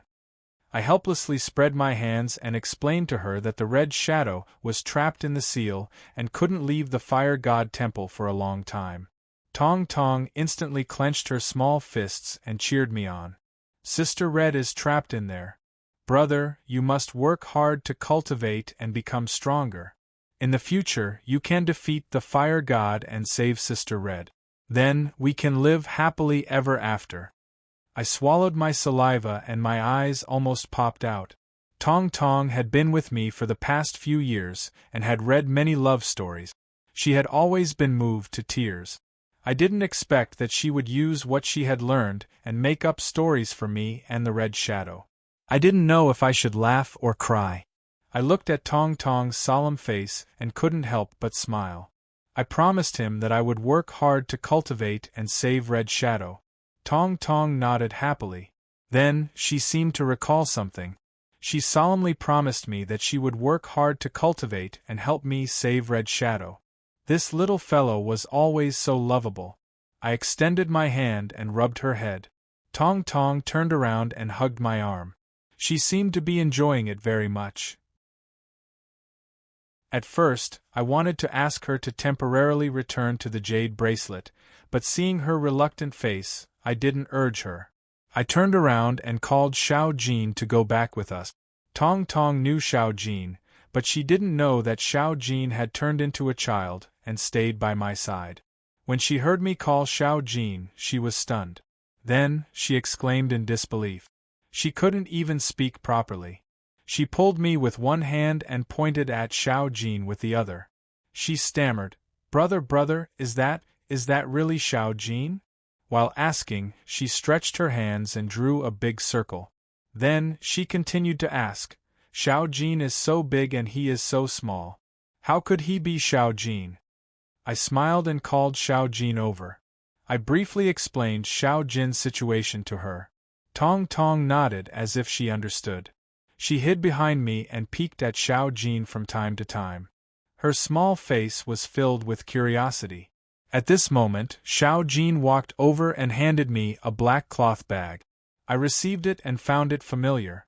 I touched it and felt something that looked like a soft tube. Suddenly, I remembered that this cloth bag was the one Yen Nantian had used to capture the Xiang Lu yesterday.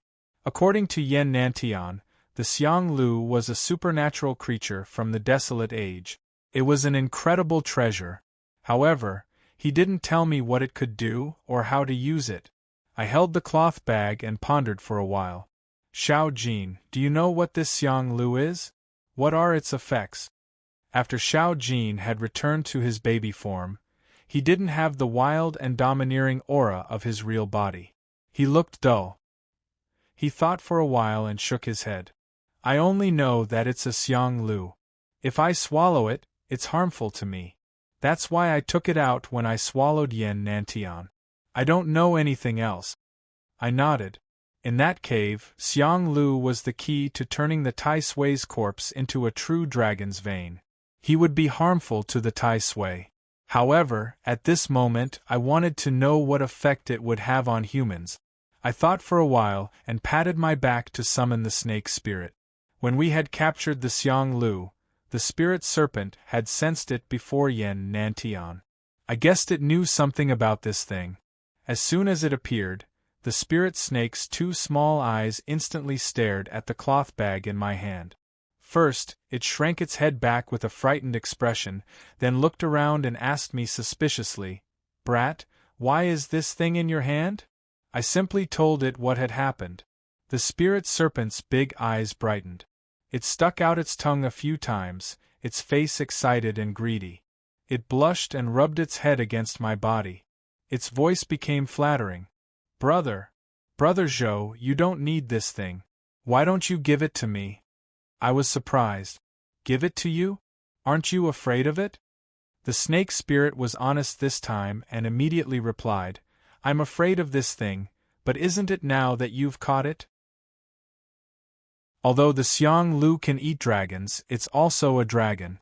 Its bloodline isn't much different from a true dragon's. If I drink its blood, I'll have a higher chance of turning into a true dragon. You know that I'm just an ordinary snake. Although I can be considered a dragon's descendant, the dragon power in my bloodline is too weak. A true dragon's blood can only increase my dragon power. However, the Xiang Lu's blood can change my innate talent and make my bloodline closer to that of a true dragon. I nodded. The spirit serpent was right. No wonder the Xiang Lu could turn his shaman energy into true dragon saliva. It turned out that he was also a dragon. However, I smiled and didn't directly give the Xiang Lu to the spirit serpent. Instead, I looked at the spirit serpent with a faint smile. It's not that I can't give it to you, but you have to be honest and tell me all of its effects. Although the spirit serpent wasn't wrong, he obviously hadn't told me all of the effects of the Xiang Lu. The Xiang Lu definitely didn't only have the effect of increasing the purity of the dragon's descendants' bloodline. When Yan Nantian had gotten the Xiang Lu, he had been extremely excited. He didn't have the spirit serpent with him, so this thing would definitely be of great benefit to him. After hearing what I had said, the spirit serpent stuck out its tongue awkwardly. It chuckled and said, "I was just about to tell you. The Xiang Lu has a pair of antennae. I heard that these antennae are helpful for you humans to break through to the Sky Master realm. It seems that its body can communicate with shaman energy and Tao energy. You can convert it at will, but it's not that useful. Don't worry. I only need its blood. I don't have any use for the antennae or body." I was shocked. The Xiang Lu's antennae were an amazing treasure that could help one break through to the Sky Master realm. However, Yan Nantian was already at the Sky Master realm. Even if the Xiang Lu had such an effect, he shouldn't be so excited. I thought for a while and understood. The Xiang Lu's body could communicate with shaman energy and Tao energy. Was it possible that Yan Nantian was going to convert his Tao energy into shaman energy? It was possible. No wonder he wasn't worried about me cultivating shaman energy. It turned out that he had already prepared for this. After I understood, I became more excited. The Xiang Lu really had a lot of treasures. The fact that the Xiang Lu could help people break through to the Sky Master realm was enough to cause a dispute in the metaphysics world. Since ancient times, the Sky Master realm had been a rare existence. It was the ultimate goal of all cultivators. Moreover, I had never heard of anything that could help people break through to the Sky Master realm. The value of the Xiang Lu's antennae was obvious. Chapter 3:18. To be honest, if not for the Tao Qi encountering the heavenly barrier, I definitely wouldn't have chosen witchcraft aura glory. It was because of the dangers involved in cultivating witchcraft aura. After hearing the truth of the battle of witchcraft from Yen Nantian, I was filled with sympathy for the ancient shaman tribe, but that was all. I had never been an ambitious person, nor did I have the thought of cultivating witchcraft aura to seek justice for the shaman tribe. It wasn't that I didn't have a sense of justice, but I knew my own limits and couldn't bear the responsibility. In reality, witchcraft aura glory wasn't my own choice. It was just that I didn't know what solar eclipse meant back then, so I muddle-headedly took that step. Now that I thought about it, if I had understood everything back then, would I have stepped into the river in the illusion without hesitation? It was hard to say. Perhaps I would still step over it, but that would only be because I was burdened with the blood feud of my parents, so I had no choice but to do so. But now, a new opportunity presented itself to me. If I had guessed correctly, and Xiang Lu's body was that miraculous, I would still have the same cultivation after transforming witchcraft aura into Tao Qi. The heavenly barrier would naturally dissolve, and I wouldn't have to face the pursuit of the metaphysical world in the future. I could cultivate Tao Qi in peace. With my top-notch Four Meridians talent, I was almost certain that I would be able to break through to the Divine Master realm in the future, and had a high chance of success. Even if I couldn't rely on my own talent, I could still use Xiang Lu's feelers. Everything seemed perfect, as though there was no need for hesitation. Strangely, the hand that I was holding onto the black cloth bag felt heavy. I couldn't help but recall many things from before. The figures of Nangong, Yi Pianpian, and Yi Maolan flashed past my mind. I was now certain that Nangong was a member of the shaman tribe. Otherwise, he wouldn't have been paying attention to me. Yi Maolan was most likely one as well. Although Yi Pianpian wasn't certain, judging from her decision to save me despite the danger, and her relationship with Yi Maolan, she was definitely related to the shaman tribe. That's right, there was also Xiao Jin. Although I still didn't know why Xiao Jin was so close to me, he had given me the black bead the first time we met. He had helped me many times in the future. He had even helped me get rid of Yen Nantian and Chen Yangting just now. All of them definitely hoped that I could continue cultivating witchcraft aura, either openly or secretly. If I chose to transform witchcraft aura into Tao Qi, I would be much safer, but would I let them down? Also, although I was tested to be a peerless Four Meridians talent at the Young Phoenix Gathering, I still feel that it's because I have 5 pillars of light, and those 5 pillars of light are the effects of shaman qi. If I gave up witchcraft aura, would I still have the witchcraft qi? Witchcraft, and a top notch with witchcraft? The more I thought about it, the heavier my heart became. The idea of transforming the shaman qi into the qi of Tao was slowly loosening, and then it was shaken. I had mixed feelings in my heart, and I couldn't make up my mind no matter what. Tong Tong, who was hiding by my side, seemed to have noticed my uneasiness. She shook my arm and asked, "Brother, what's wrong? Did the little snake make you angry?" I came back to my senses and grinned. I threw the messy thoughts in my mind to the side for the time being. If I couldn't make a decision, I would maintain the status quo. Anyway, the people in the metaphysics world couldn't find me. If I had to face a desperate situation while cultivating witchcraft aura, it wouldn't be too late to consider transforming witchcraft aura. Seeing that I didn't talk, Tong Tong looked at the serpent spirit with unfriendly eyes. The serpent spirit was so scared that he shivered and retreated. He tried to explain to Tong Tong, but Tong didn't listen to him. 2 chains made of energy with electric arcs appeared in his hands. He was ready to attack at any time. The serpent spirit didn't dare to talk anymore and tried to hide behind me. Speaking of which, the snake spirit's current strength was probably not much worse than Tong's, but his fear of Tong had long been deeply rooted over the years. Moreover, he obviously knew that once there was a conflict between the two of them, I would definitely help him. Therefore, this guy had no intention of resisting at all. I smiled and pulled Tong Tong. It's not the serpent spirit's fault. Tong Tong stopped. He shot the serpent spirit a fierce look and put away the supernatural power in his hands. Although he knew the general function of the Xiang Lu, the serpent spirit didn't know the details. He needed to study them later. I wasn't in a hurry to deal with the Xiang Lu. I packed the cloth bag and called Xiao Jin, the serpent spirit, and Tong Tong to go back. It was the morning of the next day when we returned to the Feng Shui metaphysics shop. When we entered the shop, Xie Qinghua was sitting there anxiously. I didn't know what he was thinking. When he lifted his head and saw me, he jolted up. He opened his mouth as if he wanted to say something, but he didn't. He lifted his head and looked behind me for a long time. Then, he exhaled in relief. "Boss, are you all right?" I smiled and nodded to comfort him. "I'm fine." However, I was curious. From Xie Qinghua's appearance, it was obvious that he had noticed something wrong when I brought Yen Nantian and the others here yesterday.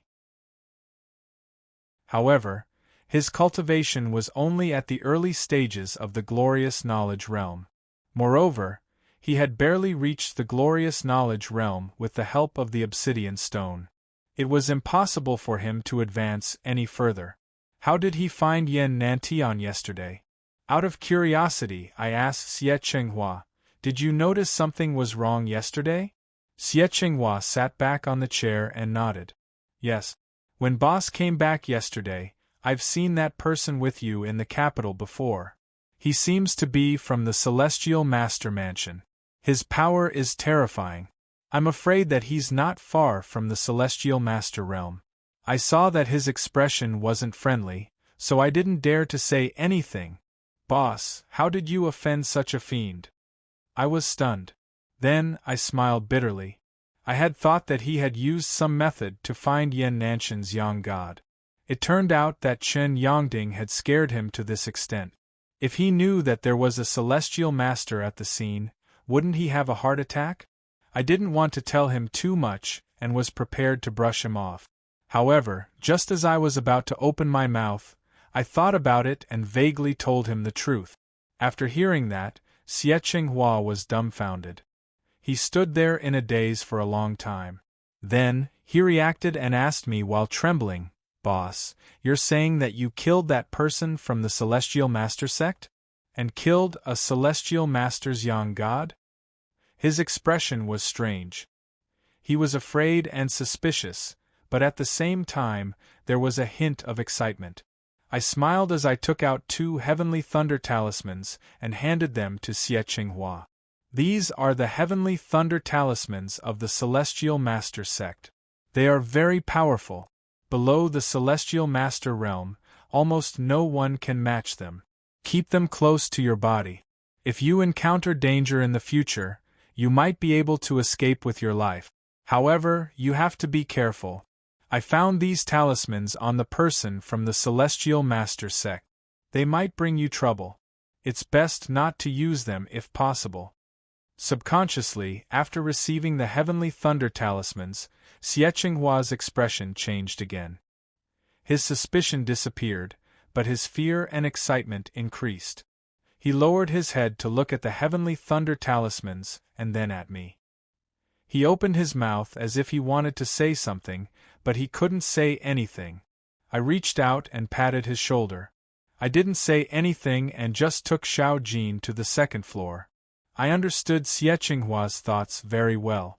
After discovering that I was in danger yesterday, he might have been worried about my safety, but he was more worried that if something happened to me, he wouldn't be able to remove the seal on his body. At the same time, he probably started to doubt my strength. At this time, it was necessary to have a heart-to-heart talk and show my strength. After all, he was now a great help to me. If he had any bad intentions, it would be very troublesome. As for whether he would spread the news or not, it wasn't important. Anyway, I was now a target that everyone in the metaphysics world wanted to kill. If I had too many lice, I wouldn't feel itchy. If I had too many debts, I wouldn't worry about it. It wasn't a big deal to have another enemy of the Celestial Master sect. After returning to the second floor, I didn't stay for long. After settling Xiao Jin down, I went out again. Yesterday, after coming out of the cave, Yan Nantian took me to see the corpse demon named Lingdu. If I wasn't mistaken, the corpse demon was still in the hotel room. Chapter 319. When I first saw that corpse in the corpse sect, I was scared out of my wit. The corpse had a huge amount of energy, which was almost at the heavenly master realm. If the corpse hadn't gained intelligence and had a chaotic soul that didn't know good or evil, Yan Nantian and I wouldn't have been its match. It had been a year since we had escaped from the corpse sect. I didn't know how strong the corpse had become. Of course, it didn't matter if its power had increased or not, I wouldn't be its match. If Yan Nantian had awakened its spirit and recognized him as its master, I wouldn't have dared to provoke it.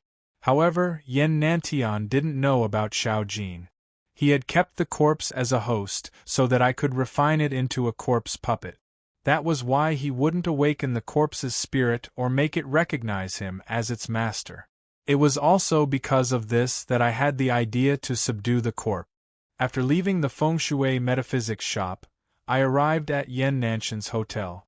After finding the room, the hotel's door wasn't a problem for me, so I casually opened it.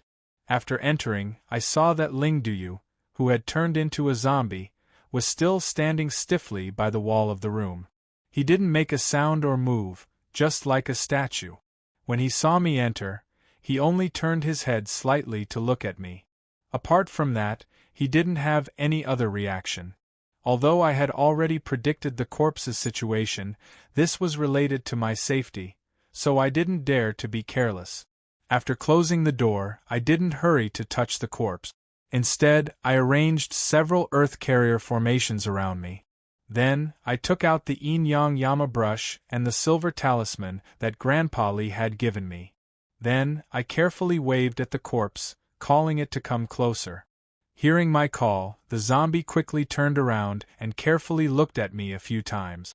Then, it slowly lifted its feet and walked towards me. I heaved a sigh of relief. It seemed my speculation was correct. The corpse hadn't awakened its spirit, so it was still as pure as before. Just when I thought that I had succeeded, the zombie suddenly stopped after taking a few steps. Fear appeared in its eyes as it stood there in a daze. It hesitantly lifted its foot and put it down. Its face showed a panicked expression. No matter what I said, it didn't continue to walk towards me. I had just calmed down, but now I was tense again. However, after observing for a while, I found that the ghoul was just a little scared. It didn't have any other intentions, let alone hostility. How could this be? What was it afraid of? I lowered my head to look at the silver talisman in my hand and the earth-carrying formation under my feet. Regardless of whether it was the magic tool or the formation, they all contained a strong power. Although ordinary people couldn't see it, the ghouls were natural spiritual creatures, so they could naturally sense this aura. They were most likely afraid of me and didn't dare to walk toward me. After pondering for a moment, I left the earth-carrying formation and put away the magic tools and talismans in my hand. However, I didn't leave the earth-carrying formation too far. That way, if the situation turned bad, I would be able to return to the formation as fast as possible. After doing all of this, I called out to the ghoul again. This time, although the ghoul's face still showed fear, it hesitated and slowly walked in front of me. It looked at me obediently with its wooden eyes. Its gaze was a little perplexed and curious. A warm smile spread across my face as I ran my hand over his face and then down his back. Slowly, the ghoul's nervousness subsided. It lifted its head to look at me, its face showing a gentle smile. At this moment, I could confirm that my speculation was correct. Next, I sat down next to the ghoul and gently asked, "I remember that the last time I saw you, you still looked like a child. How did you become like this now?" The ghoul tilted its face and looked at me. After a moment of silence, it softly replied, It was that grandfather. He made me become like this. What? I was stunned. Changed? Originally, I thought that Yen Nantian had used some method to make the ghoul look like this. Why did it say that it could change? I suspiciously looked at it. After thinking for a moment, I said, Can you change back? The ghoul immediately nodded, seeming to be happy. The corners of its mouth curved into a smile. However, it immediately retracted its smile and said with grievance, I don't like my current appearance. I want to change back, but grandfather said that I can only change back when he gives me permission. I patted its back and softly said, as if I was coaxing a child, that grandfather has gone to a faraway place. He won't be coming back. He asked me to take care of you, so you don't need to care about him. If you want to change back, you can do it. The ghoul's face instantly revealed a joyful smile. It excitedly asked, Really? When I nodded, the ghoul's body instantly changed. From the previous wooden young man's appearance, it turned back into the little zombie that I had seen before. I was stunned. This was a real transformation technique, completely different from the one I had used when I had used the EMO bead. The shifting ink bead was a magical item. It borrowed the power of Dao Qi to slightly change its shape and achieve the purpose of disguising itself.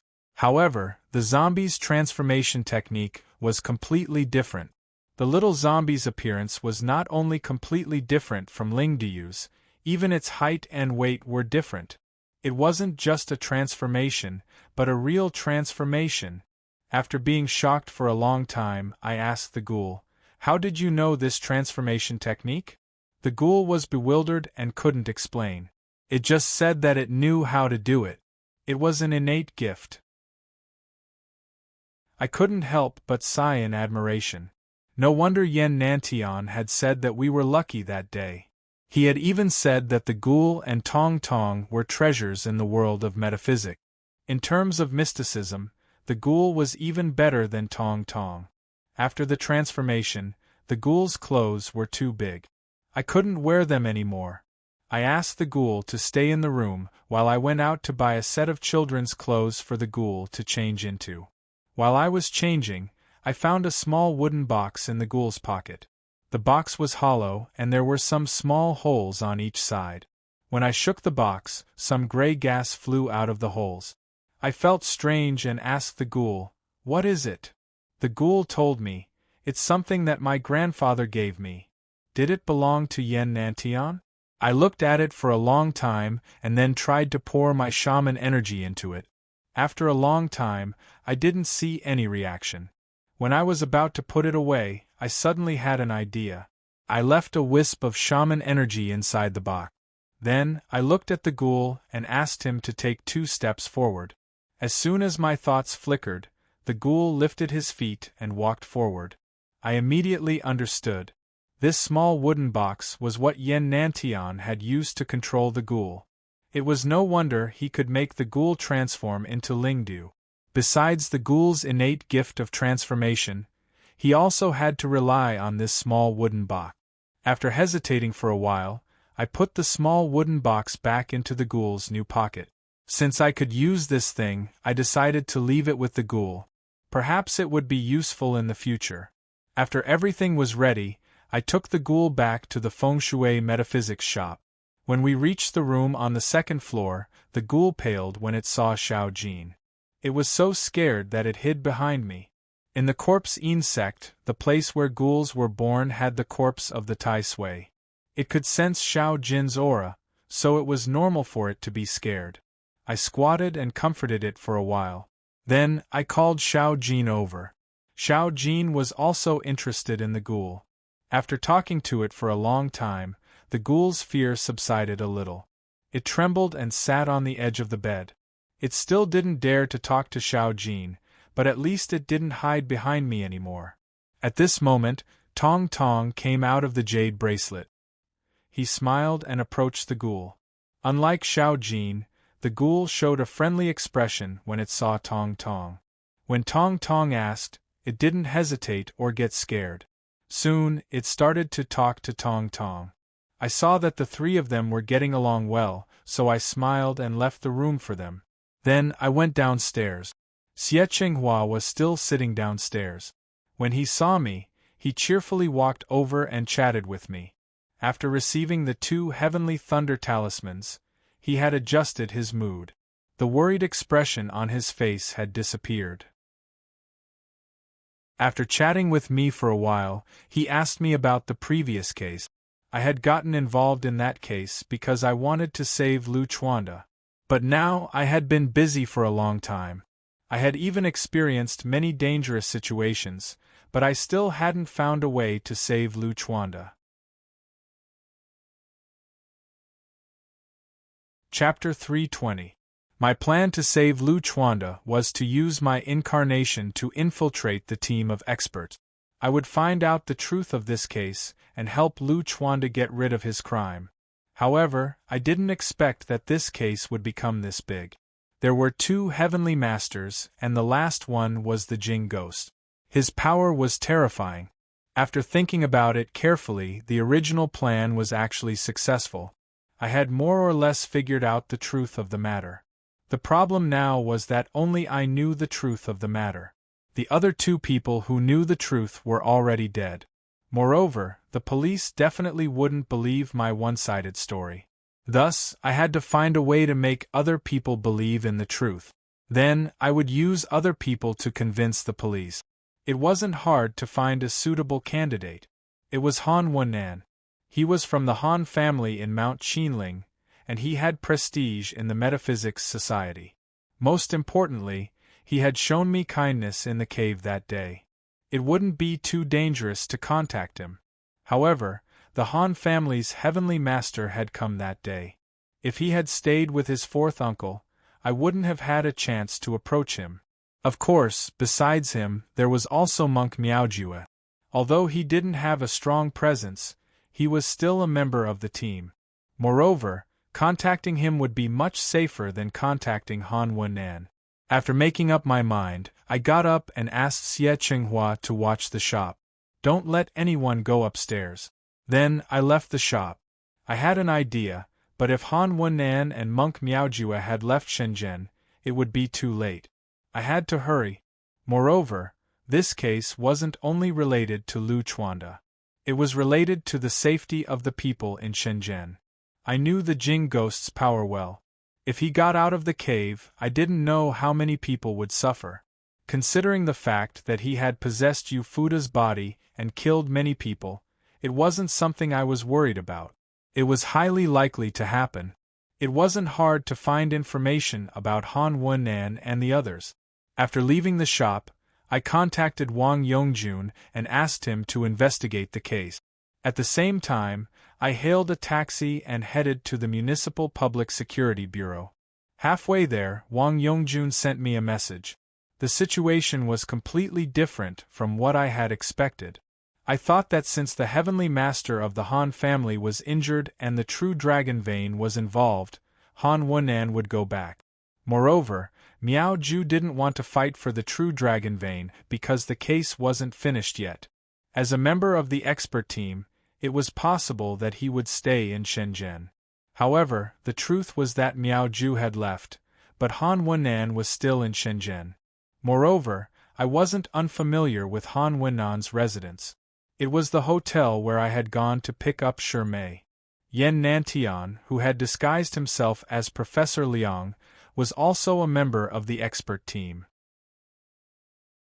It was normal for them to live together. Unfortunately, I hadn't thought about it. When we returned to the hotel, I hesitated for a while before going to the bathroom. I used the EMO bead to disguise myself as Zhang Wenli. The Han family's celestial master was injured. There was a high chance that he had left Shenzhen to recuperate. That was why I dared to come here. However, with the existence of the true dragon's vein, there was a high chance that the Han family would send someone over. Now, I only hoped that if the Han family really sent someone over, it wouldn't be the celestial master. Otherwise, I would really be playing with fire. The bad luck of the past 2 days seemed to have finally passed.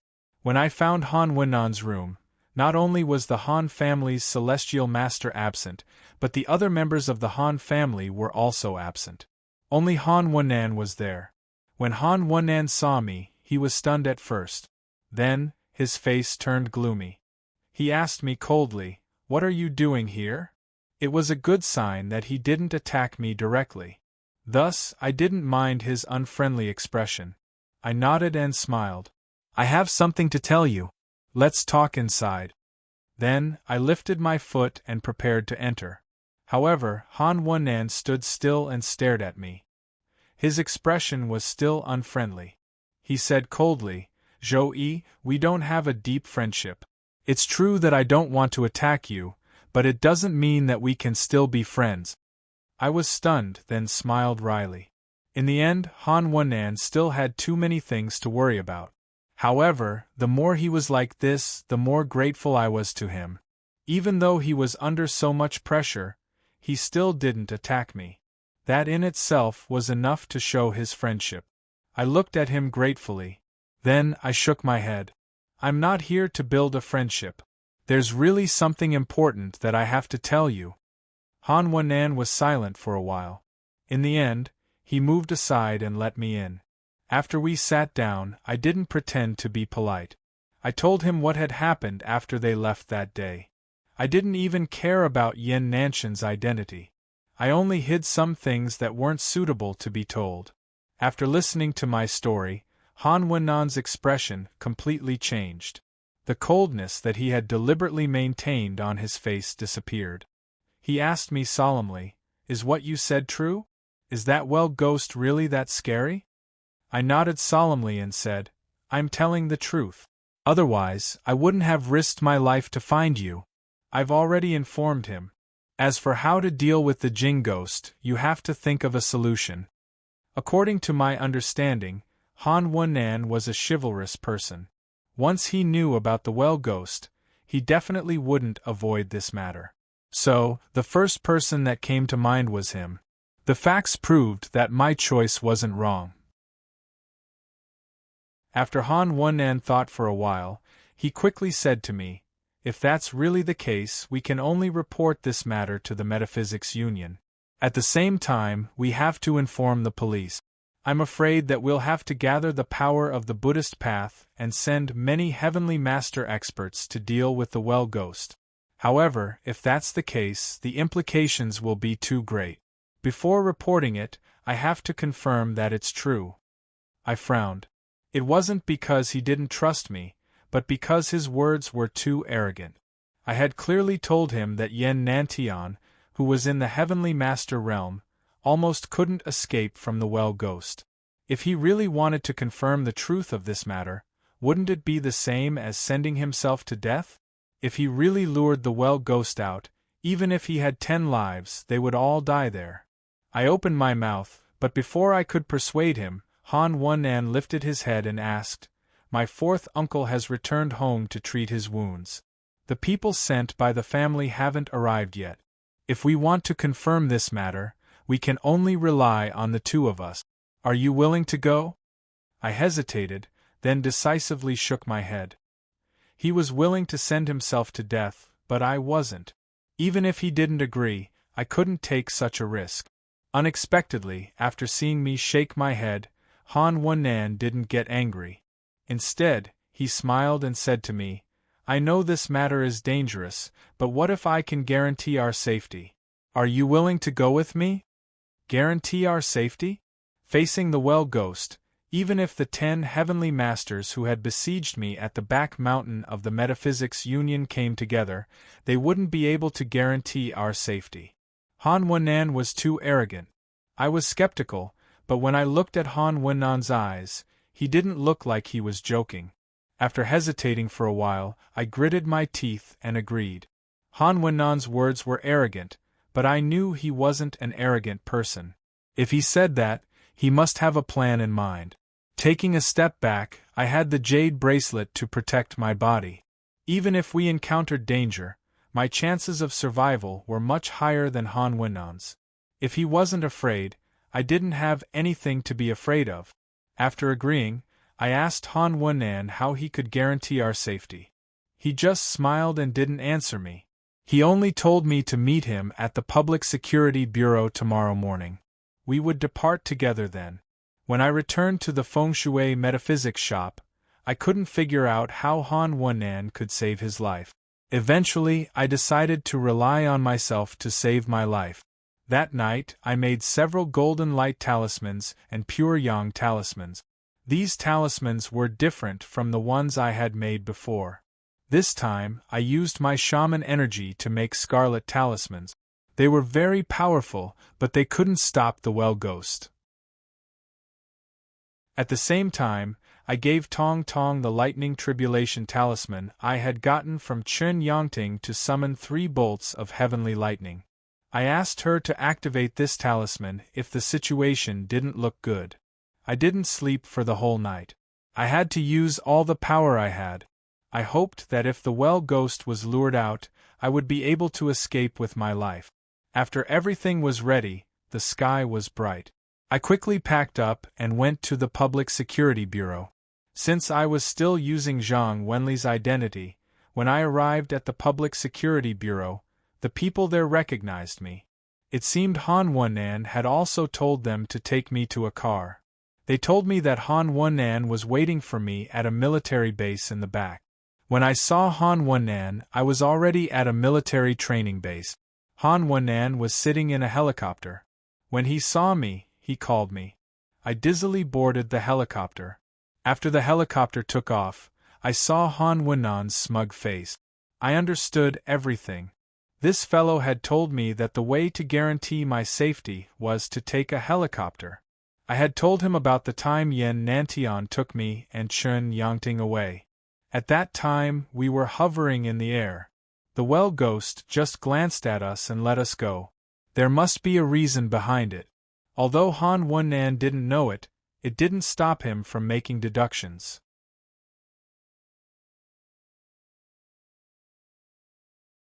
Chapter 321. Riding a helicopter was a new experience. However, I wasn't really excited. Quite the contrary, I felt restless. This feeling came without any reason. It was an instinct of a feng shui master. Moreover, the higher we flew, the more restless I felt. Fortunately, the height of the helicopter was no more than 100 meters, which was acceptable. While I was getting used to the helicopter, Han Wennan sat next to the pilot and told him what to pay attention to. While flying, he tried to fly straight up and down. I didn't need to ask to know that he was imitating the way Yen Nantian had taken us to escape. He wanted to use the shortest amount of time to escape from the well ghost's pursuit.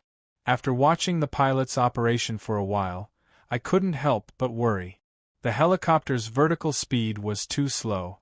It couldn't be compared to Yen Nantian's speed. Just by relying on this speed of ascension, wanting to escape from the Jing Gui's pursuit was really out of thin air. After Han Wennan finished talking to the driver, she returned to the back seat. I told her about my worries, but Han Wennan didn't seem worried at all. She waved her hand and said, "We can't do everything perfectly. This is the best we can do. When the time comes, just be careful and don't get too close to the cellar." I was confused. If we didn't get close to the cellar, how could we lure the well ghost out? I wanted to ask him, but the helicopter was really fast. At this moment, we were close to the orchard. Several helicopters appeared next to us. Deputy Chief Zhang of the Municipal Public Security Bureau was sitting on one of them. He was accompanied by a few people who looked like leaders. They waved at us from a distance. Under the loud noise of the helicopter's propellers, we couldn't hear their voices. Han Wennan and I waved at them. Then, the helicopters arrived at the destination. When I saw the dark entrance to the cellar one more time, I felt more restless. When I recalled the terrifying well ghost, I had the urge to turn around and run away. Han Wennan, who was on the side, suddenly handed over something and asked me, "Do you know how to use a gun?" I lowered my head and saw that it was a 1-meter-long rifle. I didn't take it. Puzzled, I asked, "Why are you using this?" Han Wennan smiled, The bullets in this gun are all specially made. There is a small spirit-gathering array hidden inside the bullet. When the bullet is shot out, as long as you use your Dao Qi to instantly trigger the array, the bullet will carry a strong Dao Qi. It is very effective against ordinary ghosts, even against ghosts at the level of Ghost Marshal and Ghost King. It can also have a certain restraining effect. I was bewildered and looked at him helplessly. Do you want to use this to deal with the well ghost? Han Wennan shook his head. Of course not. We're not here to deal with the well ghost today. We just need to lure it out. With this thing, we don't need to get close. We can just shoot from afar. The Dao Qi in the warhead isn't much for the well ghost, but if many warheads are fired at the same time, the Dao Qi fluctuations won't be small. Now I finally understood. No wonder Han Wennan was so confident. It turned out that he was preparing to do this. I reached out to receive the rifle and checked the aim. I've never used this thing before. I need to try it out. Han Wennan nodded. There are 2 boxes of bullets on the helicopter today. You can try it out. Ordinary people needed to go through a lot of training to master firearms. However, with my cultivation base, both my physical and mental power were much stronger than ordinary people. I only needed 2 or 3 tries to master it. It was true. I aimed at the entrance of the cellar on the ground. The first 2 shots missed the target. However, I soon got the hang of it. From the 3rd shot onward, I hit the target. Every shot hit the center. After seeing that my shooting had stabilized, the pilot adjusted the helicopter. He hovered the helicopter around 60 to 70 meters above the cellar. Then, he opened a movable panel that was half a meter square. Han Wennan and I didn't say anything. We crouched and placed the rifle in the firing hole. We used Dao Qi to wrap the barrel completely. Then, we switched the rifle to continuous shooting mode and pulled the trigger. A large number of bullets shot out.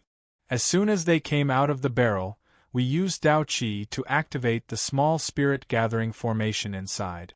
Then, we carried a large amount of Dao Qi and roared towards the entrance of the cellar. In rapid-fire mode, it only took 10 seconds for us to fire a full magazine of 50 bullets.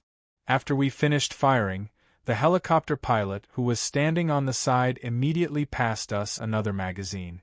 The 2 of us didn't stop firing. After firing over 1,000 bullets, Han Wennan raised her hand and signaled for me to stop. Then, she stared at the dark entrance of the cellar with a burning gaze. After staring for 2 minutes, there was no movement. Han Wennan frowned and reloaded another magazine. He said, "Let's keep shooting."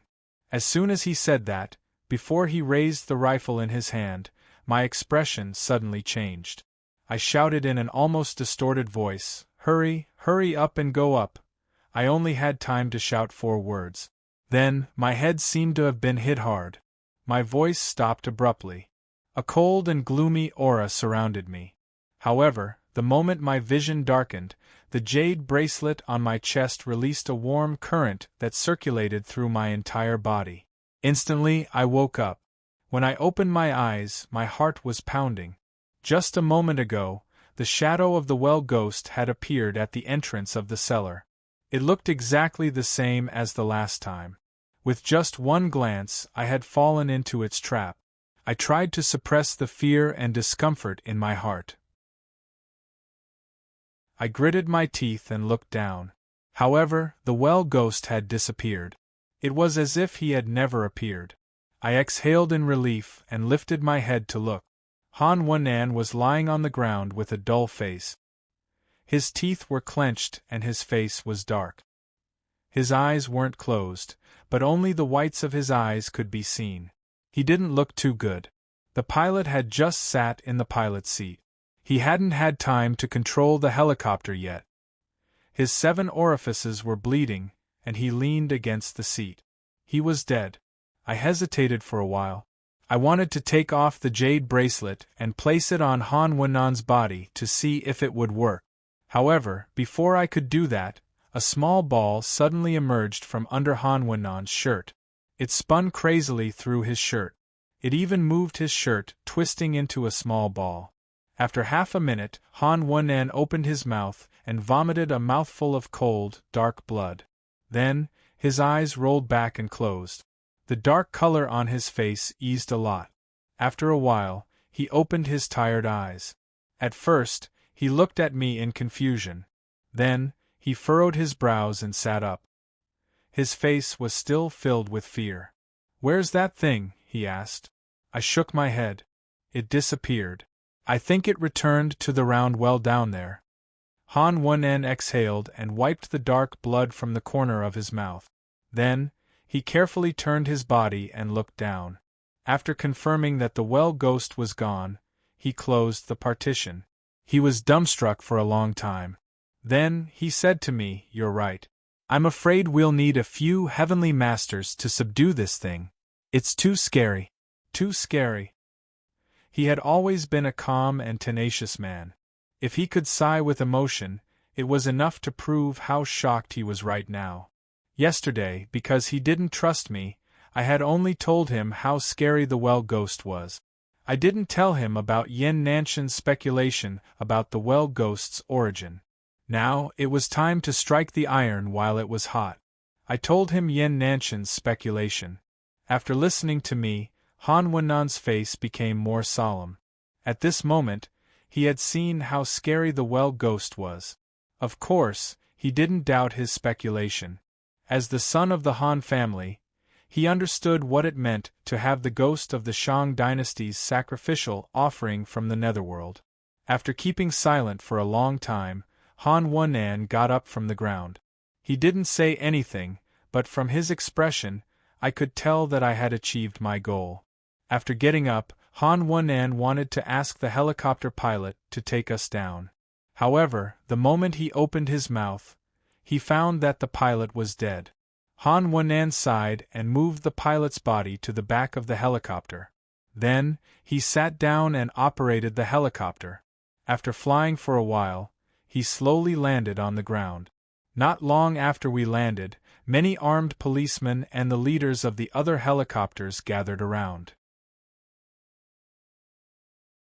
After taking the pilot's body away, Han Wen'an stood with the leaders of the Municipal Public Security Bureau and discussed for a long time. Then, the leaders, led by Deputy Chief Zhang, turned around and left with solemn faces. They got into the police cars not far from us and drove away. I walked over and was about to say goodbye to Han Wen'an. Suddenly, a car drove over. Han Wen'an didn't wait for me to speak. He opened the car door and got in. He hesitated for a while, then said to me, "Our Han family can't give up on this true dragon vein. You know the situation down there better. Do you want to come and take a look?" I was bewildered. Then I reacted. After I had found the well ghost, I had forgotten about the true dragon vein. However, Han Wen'an had learned Yin Nanshan's real identity and the fact that he had left us a long time ago. Now, he was interested in the true dragon vein. As a member of a metaphysical family, I could understand why he couldn't forget about the true dragon vein. However, the cave in the true dragon vein was connected to the well where the well ghost was. Wasn't he afraid of danger? I hesitated and asked. Han Wen'an shook his head. "We've been here for a long time, but nothing happened. It proves that the well ghost won't come out of the well easily. As long as we don't go through the well, it won't be a big problem." "Don't go through the well? How can we get in there?" Han Wen'an saw my doubt. He didn't wait for me to ask and explained. "Last night, I arranged for people to dig a new cave not far from the true dragon vein. It's almost done. We'll go there from there." I thought for a while. These 2 days, I had digested all the witchcraft energy I had absorbed last time. If I went down there again, I could absorb more. Perhaps I could break through to the 4-star knowledge level. I wasn't worried about my safety. If Han Wen'an wanted to deal with me, he would have done it already. He wouldn't have waited until now. I nodded and agreed. Han Wen'an and I got in the car. After driving for 4 or 5 kilometers, we arrived at a farmer's house near the orchard. This place was next to a small river, and there were 3 farmhouses scattered by the river. I guess the residents had moved away. In the yard that we entered, there was a large excavating equipment. Workers were busy working around it. After we entered, a middle-aged man came to report to Han Wennan. We've dug more than 20 meters and reached the hard rock.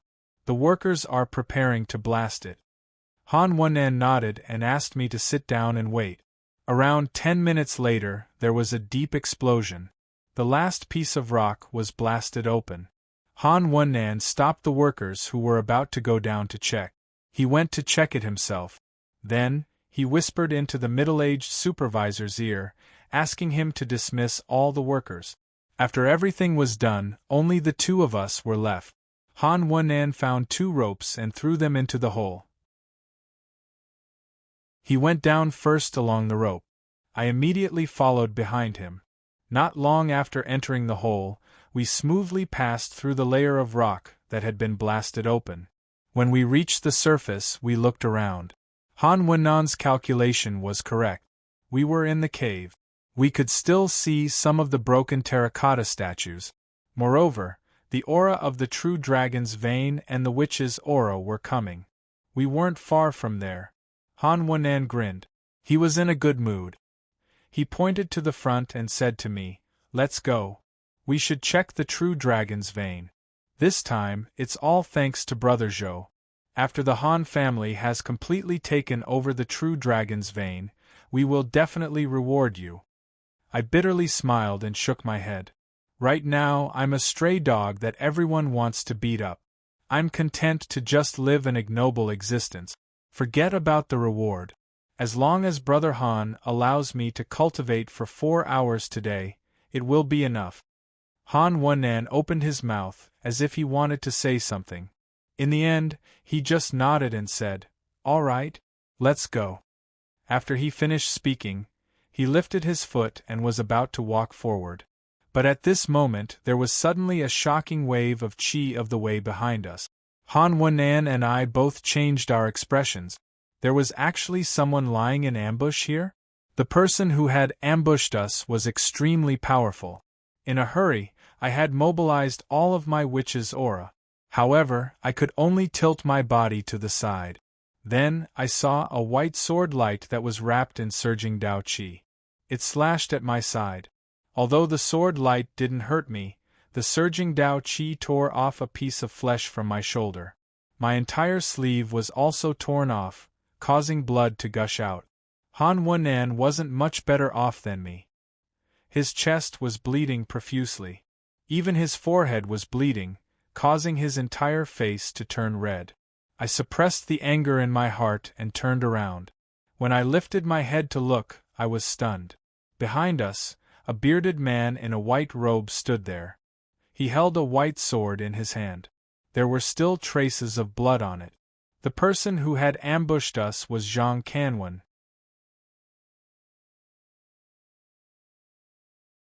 Chapter 322. I looked at Zhang Canwen in surprise, but he didn't pay attention to me. His gaze was focused on Han Wennan, but he didn't put down his sword. He sneered and said, "I was wondering who was causing trouble. It turns out to be the Han family of Qinling Mountains." Zhang Canwen's reputation in the Metaphysics Society wasn't low, so Han Wennan also recognized him. That's why his expression was similar to mine. After being stunned for a while, he cupped his hands and said, "Director Zhang, did the headquarters send you? You've misunderstood. I found this place a few days ago and reported it to the headquarters. Didn't the headquarters tell you about this? You found it?" Zhang Canwen raised his eyebrows and his smile became playful. He kept silent for a while before he asked, "Tell me about the situation here." Only then did Han Wennan heave a sigh of relief, and he relaxed a little. He briefly explained what had happened a few days ago. In the end, he hesitated for a moment before saying, "My fourth uncle was injured and has left. However, the headquarters have agreed to let our Han family temporarily take over this true dragon vein. The Han family will also send another group of people, and they will probably come later today." Zhang Canwen's expression instantly turned gloomy after listening to his story. He stared at Han Wennan and said coldly, "They agreed to let your Han family take over? The Metaphysics Association is really generous, but did your Han family ask for my opinion?" Han Wennan was stunned. His relaxed expression instantly tensed up again. However, he tried his best to control his emotions. He asked curiously, "What do you mean by that, Director Zhang? Why would the headquarters ask for your opinion?" "Ha ha!" Zhang Kanwen chuckled softly. After a while, he stopped laughing. "Why? Because this is the ancestral land of Mount One. How can your Han family just accept it? What do you think our Mount One is?" "What?" Not only was Han Wennan shocked, but I was also shocked. This strange and ancient cave was the ancestral land of Mount One? I instantly recalled what Yen Nantian had said. He had said that when Tianxiang had presided over the construction of this place to fight for the nation's fate. At that time, I wondered if this place had something to do with Mount One. I didn't expect that my guess would be correct. I immediately became anxious. This was Mount Wen's ancestral land. With how much Zhang Kanwen valued his sex inheritance, he most likely wouldn't be willing to abandon this place. Moreover, Han Wennan wasn't a benevolent person. In order to obtain the true dragon vein, he definitely wouldn't be lenient. What should I do? Before I could understand what was going on, Han Wennan made his counterattack. He raised his head to look at Zhang Kanwen, and his previous politeness disappeared. He revealed a cold smile and asked, "Director Zhang, it's easy for you to say. I've looked through this true dragon vein from top to bottom, and there aren't any traces of a sex inheritance. Even the tunnel that we came in through was discovered by accident. If Director Zhang wants a share of the true dragon vein, then this reason is a little far-fetched."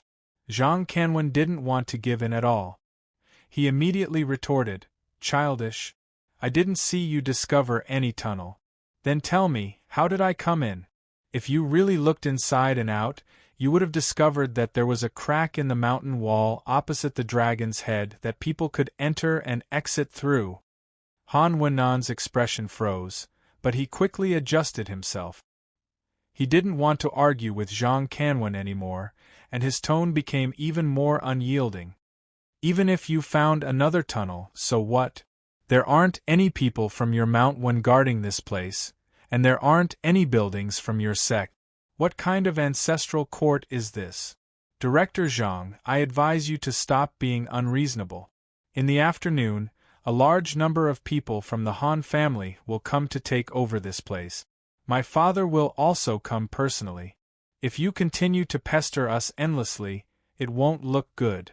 This was the second time he had emphasized that the Han family would come soon. It was clear that he wanted Zhang Kanwen to back off. Unfortunately, Zhang Kanwen didn't intend to follow his advice. Instead, he clenched the long sword in his hand and said coldly, "If the Han family wants it, they have to ask the sword in my hand first." Seeing that the two of them didn't agree with each other, and looked like they were about to fight again, I quickly stood up and called out to Han Wennan. Then, I walked to Zhang Kanwen's side and whispered to him, "Brother Zhang, I'm Zhou Yi. Come with me."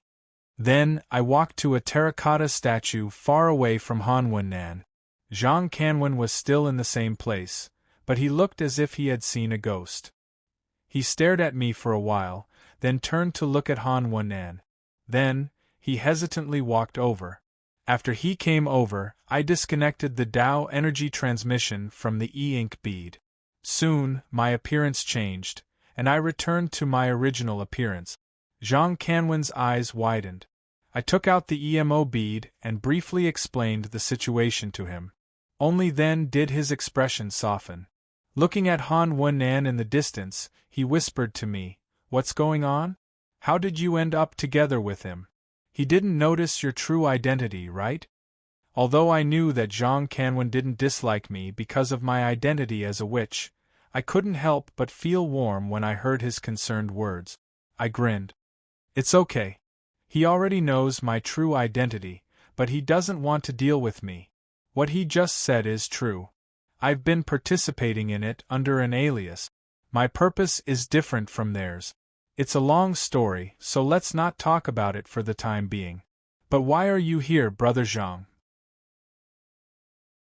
Is this really the ancestral land of your Wenshan lineage? Zhang Kanwen nodded. This isn't only the ancestral land of our sect, but it's also the burial place of our sect's ancestors. This time, I came here with my master's ashes. I also wanted to take all the ancient copies of the Song of Righteousness away from here. I didn't expect that as soon as I came in, I would find that something was wrong. Then, I heard an explosion from above, so I came here to ambush. My heart skipped a beat as I thought, this isn't good. If this was just the ancestral land, I could persuade Zhang Kanwen and he might agree to give up. However, this was the burial place of Wenshan lineage's ancestors.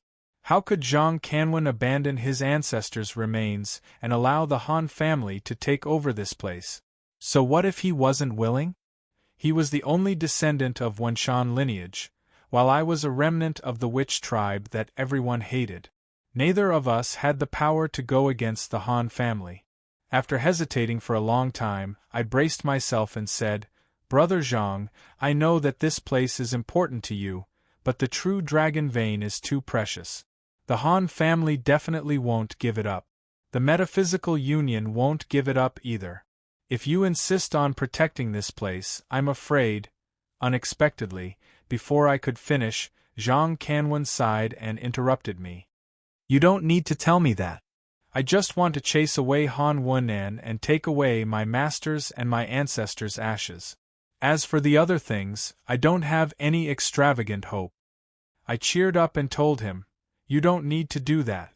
I'm going to talk to Han Wennan. As long as it doesn't involve the ownership of the true dragon vein, he won't refuse. Zhang Kanwen sighed and didn't say anything else.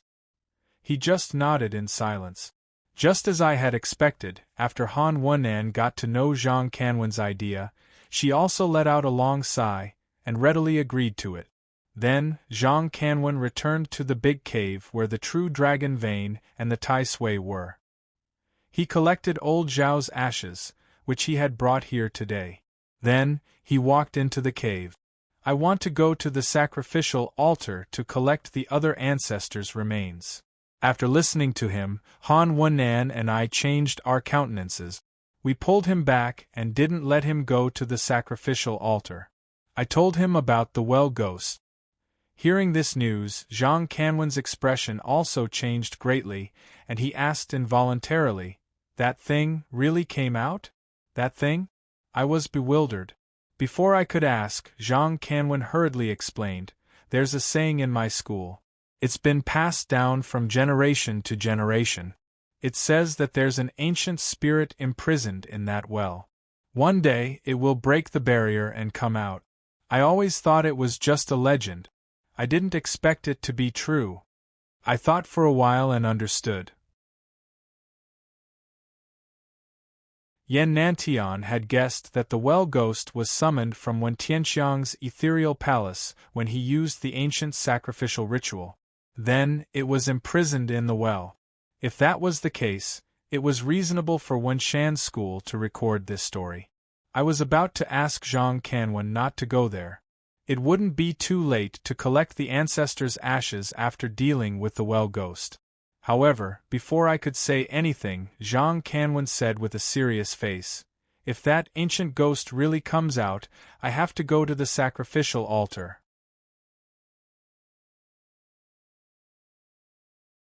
Chapter 323. Wenshan's lineage had a way to deal with the Jing ghost. Moreover, it had been passed down from generation to generation. This situation was beyond my expectations. However, after thinking about it, I found it to be reasonable. In order to protect the country, Prime Minister Wen had summoned the Jing ghost from his ethereal palace. How could he not know the danger of the Jing ghost? At that time, he might not have thought of a way to send him back, so he imprisoned him in the well. However, this matter was caused by him after all. In the following years of imprisonment, he would have plenty of time to think of a way to solve this problem. The ancestral method that Zhang Kanwen had mentioned was something that Wen Tianxiang had thought of and given to his disciples. Han Wen'an and I couldn't help but feel happy. We hurried to ask Zhang Kanwen if his method was difficult and if he needed any help. We were sincere in our questions. We weren't trying to brush him off. If we could deal with the Jing ghost, we wouldn't have any obstacles in rescuing Lu Chuanda. Also, we would be able to find peace of mind. To Han Wen'an, if the Han family wanted to obtain the true dragon vein, the Jing ghost was an obstacle that they couldn't avoid.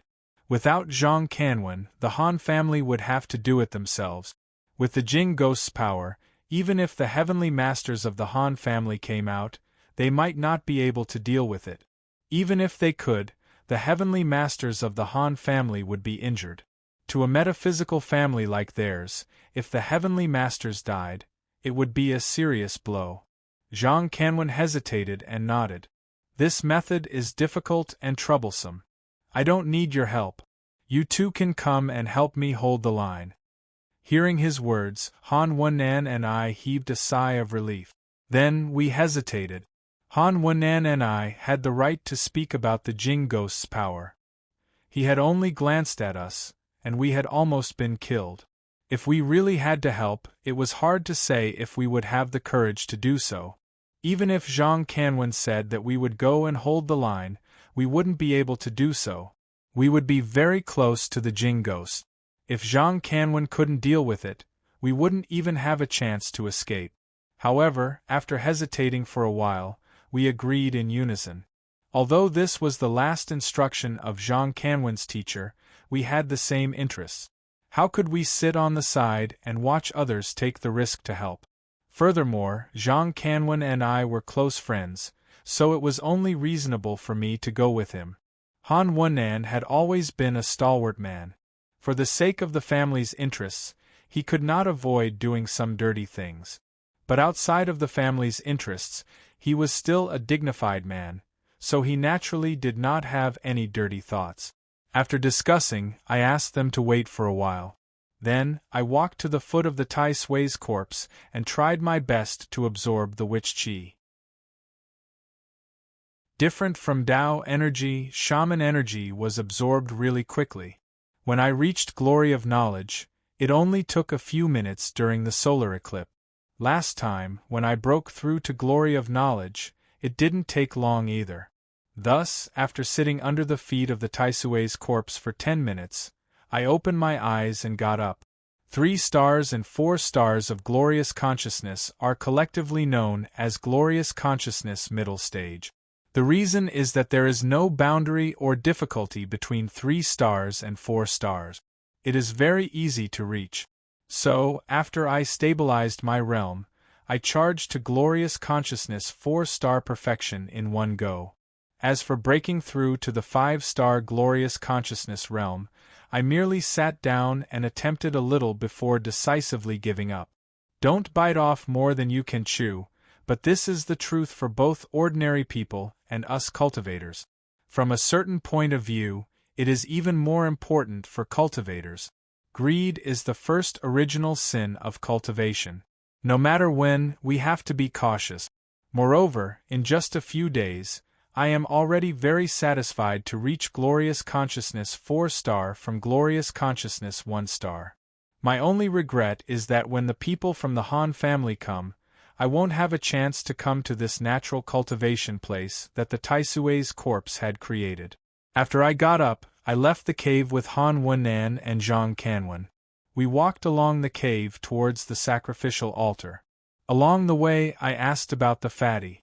When I had asked Yang Kaichen to help me investigate, he had contacted Zhang Kanwen. At that time, Zhang Kanwen had coincidentally met the fatty. He had even taken a photo of the fatty and sent it over. At that time, I had only confirmed the fatty's safety. Now that I had met Zhang Kanwen, I naturally had to ask about it in detail. However, when I asked, Zhang Kanwen only shook his head at me and didn't say a word. Just as I was feeling confused, Han Wen'an hurriedly explained to me, "Just now, when you were cultivating, Brother Zhang told me that he was going to seal spirit accumulation to deal with the ancient evil spirit. Seal spirit accumulation? I nodded. In Buddhism, there was a saying called silent Zen. Buddhists often said that opening one's mouth was a sin. It was similar to what ordinary people said: misfortune comes from the mouth. Buddhists believed that those who kept their mouths shut would achieve the Buddhahood. There was even a monk with great virtue who said, "If you don't talk for 20 years, even the Buddha can't do anything to you." Although I didn't know what Zhang Kanwen meant by seal spirit accumulation, I guessed it was the same as the Buddhists' silent Zen. I didn't talk anymore and walked in silence for around an hour. Eventually, I reached the stone room where the sacrificial altar was. As soon as I got there, I became tense. I carefully mobilized the Tao and shaman energy in my body and put my talismans and magic tools in a place where I could use them at any time. Although all my preparations would be useless if the Jing ghost attacked me, it was still a form of psychological comfort. Han Wennan and I were similar. Their faces were solemn as they held the leaf-shaped magic tool and the small ball-shaped magic tool in their hands. However, Zhang Kanwen was different from the two of us. His face was solemn, but his body was calm. He didn't prepare anything and just walked toward the round well. Instinctively, I wanted to call him and ask him to be careful. However, I didn't say anything. I just stood there and quietly watched him. After checking the well, Zhang Kanwen turned around and waved at me, signaling me to go there. I was bewildered for a while, then braced myself and walked toward him. As soon as I took 2 steps forward, Han Wennan hurried to follow me. She didn't say anything and just followed me to the well. Lifting his eyes to look at the round well, it was still the same as before. The well water was level with the edge of the well. The well water looked very clear, but there was only darkness at the bottom. Nothing could be seen. I looked at the altar next to the well. There were some dents on the ground. It was obvious that Han Wennan and I had shot at it. However, there was no mark on the rim of the well. In theory, if so many bullets had hit the altar, there should be more on the rim of the well. I didn't know what material this well was made of, but it was so hard. Zhang Kanwen didn't say anything. However, he raised his hand and gestured at me. I quickly recognized that he was gesturing in the shape of a pen. I thought for a while and understood. I took out the yin-yang Yama brush and handed it to him. After receiving the Yama brush, Zhang Kanwen gestured at Han Wennan and me to move back a little. Then, he straightened his clothes and bowed to the north. Afterward, he stood up and put the Yama brush in his hand into the well. After the tip of the brush was full, he placed it on the rim of the well and slowly wrote. I didn't move far away from the well. I craned my neck and saw that he had written one of Wen Tianxiang's poems on the rim of the well. This was the most famous line in Wen Tianxiang's poems. It was the first half of the last line of the poem, "Crossing the Ocean, since ancient times, who hasn't died?" After writing this line, Zhang Kanwen stopped. He turned around and returned the yin-yang Yama brush to me. Then, he didn't hesitate anymore. He stooped and stirred the water in the well. As he stirred the water, a flow of Tao energy diffused from his body. Han Wennan and I immediately understood that he was summoning the well ghost. His method was the same as what Han Wennan and I had used to use the Tao energy bullet. The effect was just as good. After he had stirred the water around a dozen times, I suddenly felt a chill around me. I lifted my head and saw the shadow I had seen before. It was now above the round well. The last 2 times I had seen this shadow, I had been high up in the sky, so I couldn't see it clearly. This time we were face to face. We were only 3 or 4 meters away from each other. I could finally see the appearance of this ancient, decaying, evil spirit. Perhaps it wasn't appropriate to describe him as a ghost. I could see his skin and flesh. However, his skin and flesh were like those of a mummy. They had dried and blackened, and most of them had fallen off. Only a small number of blackened muscle fibers could be seen on his chest. They were intermittently connected to each other. Except for his chest, The rest of his body was shrouded in a black mist. His head was exactly the same as the last time I had seen him. The top of his skull was gone, and the top of his head was sunken. On his shriveled cheeks, two thick, black, shriveled muscles dangled from each side. The rest of his body was no different from a skeleton. In his big mouth, two neat rows of white teeth shone.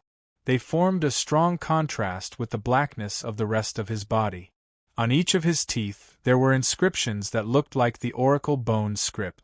Those inscriptions were also white, but strangely they were clear. At first glance, people couldn't help but sink into them. Besides that, the strangest thing about this ancient, evil spirit was his pair of eyes. Logically speaking, with his skull and brain completely gone, the uppermost part of his face should be the lower eye sockets and the bridge of his nose. In fact, that was indeed the case, but at the uppermost part of his head, there were two eyes floating in midair. To be more precise, they were two eyeballs. These two eyeballs weren't different from ordinary people. The pupils were in the middle of the white of the eyes. The center of the eyeball was dark, and the surroundings were slightly brown. They were floating in the air. Although they weren't connected to any muscle fibers, they could still move around. When he first appeared, he lowered his eyes and looked at Jean Canouin and the poem on the edge of the well. Soon, his pupils moved to the right and fixed on me.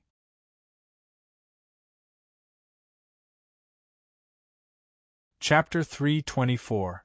Instantly, fear surged in my heart like a rising tide. Subconsciously, I wanted to retreat, but I didn't know if it was because I was nervous or because the Jinn ghost had controlled my body, but I couldn't move. I could only watch the strange eyes of the Jinn ghost gazing at me. Then, he raised his thin, shriveled arm and reached for me. I was 3 or 4 meters away from the well, and the Jinn ghost's arm was only half a meter long.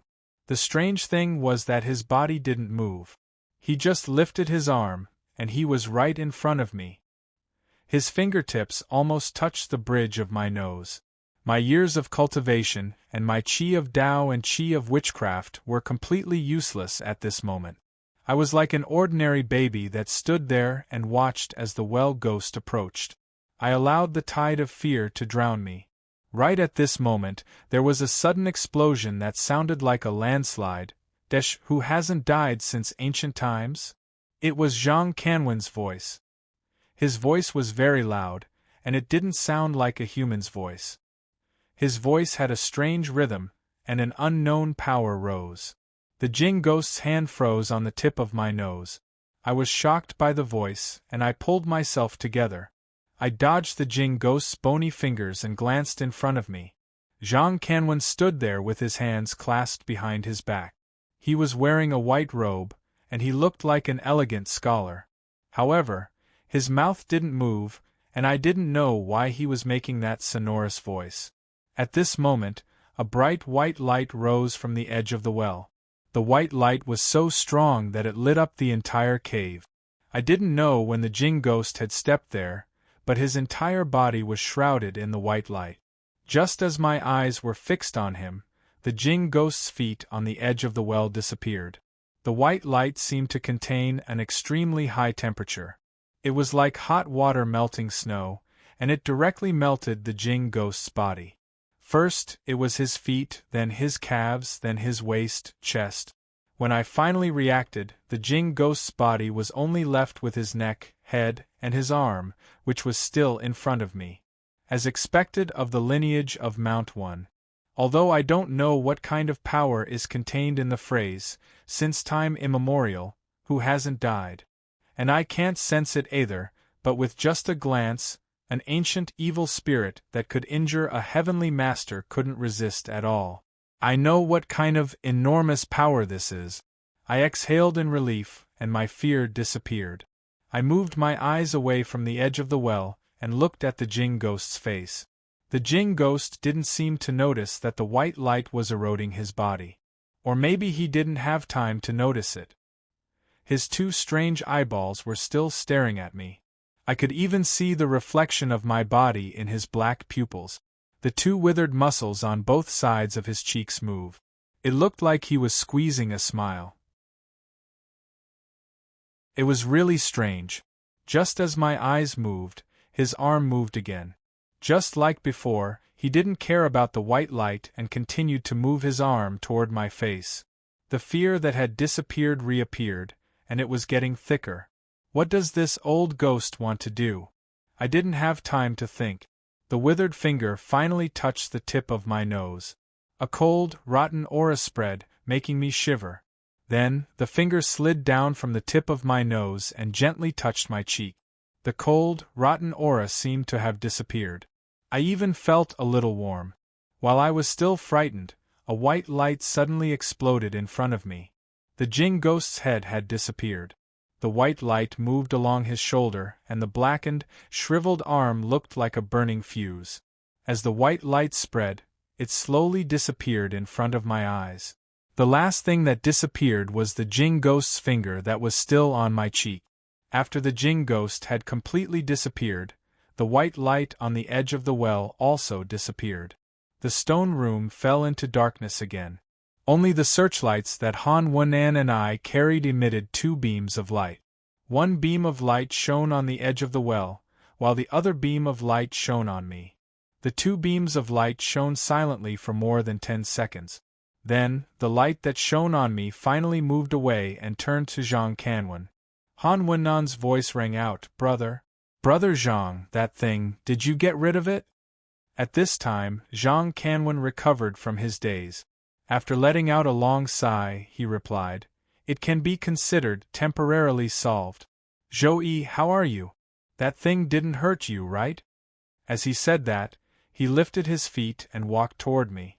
I shivered and came back to my senses. The fear in my heart hadn't disappeared. The cold and rotten feeling on my face had yet to disappear. My voice was trembling.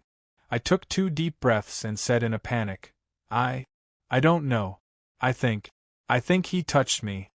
As soon as I said that, Zhang Kanwen had already walked in front of me. He reached out to take down the searchlight above my head and shone it on my cheek. When the light shone on my face, I instantly squinted. My vision was slowly filled with light, as though the white light had reappeared in front of me. I didn't know why, but the panic in my heart suddenly calmed down. Zhang Kanwen's voice rang out. He let out a sigh of relief. "You should be fine. That evil spirit didn't have time to hurt you." "Didn't have time?" I thought back carefully. At that time, Jing Gui's finger had slid from the tip of my pen to my cheek, and it had stayed on my cheek for a while. Judging from his ability to injure Yan Nantian with one glance, he could have crushed me into minced meat during that time. How could it be that he didn't have time? Even if he had been attacked by the white light and couldn't use his full power, as long as he had used 1% of his power, I wouldn't have been able to resist him. I understood that Jing Gui didn't have the intention to attack me at all. That was why I was unharmed at that moment. Why didn't he attack me? Why did he reach out and touch my cheek? Also, Zhang Kanwen was the one who attacked him, and Zhang Kanwen was standing next to the well, very close to him. Why did he give up what was close to him and reach out to me? Also, there was the corrosion of the white light. Although I didn't know what the white light was, and I didn't know if Jing Gui would feel pain, but Jing Gui's body was slowly disappearing into thin air.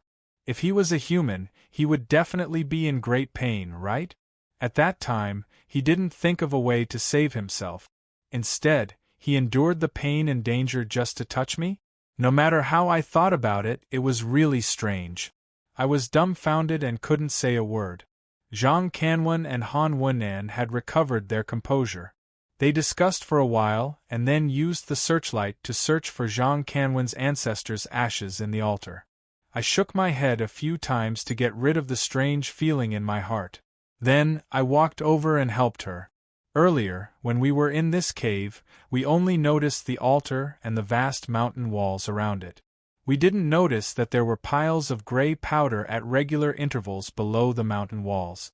Of course, even if we had noticed them, we wouldn't have thought that they were ashes. In fact, they were the ashes of Wenshan's disciples from 1,000 years ago until now. According to Zhang Kanwen, this place was the holy land of Wenshan's disciples. As long as their disciples didn't die tragically outside, they would come here when their lives were about to end. They would descend to the cave where the Tai Sui and the true dragon vein were. They would disperse their energy and fuse it with the unformed true dragon vein. Then, he dragged his broken body and walked into the cave in the dark. He walked all the way to the altar and drank a mouthful of water from the round well. He walked to the bottom of the mountain wall and sat down cross-legged. Then, a ball of heart flame would gush out and incinerate his body. After listening to him, I was shocked. Wenshan's disciples had been working hard for the true dragon vein for more than 1,000 years. Even though time had passed and the Mongolian Empire had disappeared in less than 100 years, the common people of Huaiyou had risen up and rebuilt the 9 cauldrons. Even after hundreds of years of humiliation, until the birth of China, Wenshan's disciples were still working hard. Maybe they had forgotten what their hard work meant, but there was no doubt that they had used their flesh and blood to pass on the pride of the past. I turned to look at Han Wennan, who was busy collecting the ashes. I didn't want to give up. Minister Wen had worked hard for his entire life, and Wenshan's disciples had guarded the true dragon vein for 1,000 years. Were we going to give it to the Han family? The true dragon's vein had yet to take shape. The situation that Minister Wen had painstakingly laid out to revitalize the southern dragon had yet to take shape. The mission that Wenshan's lineage had to defend 2 years ago had yet to be completed. Once the House of Han obtained the true dragon's vein, it would be used by the Metaphysics Association. This semi-finished true dragon's vein would never be fully formed.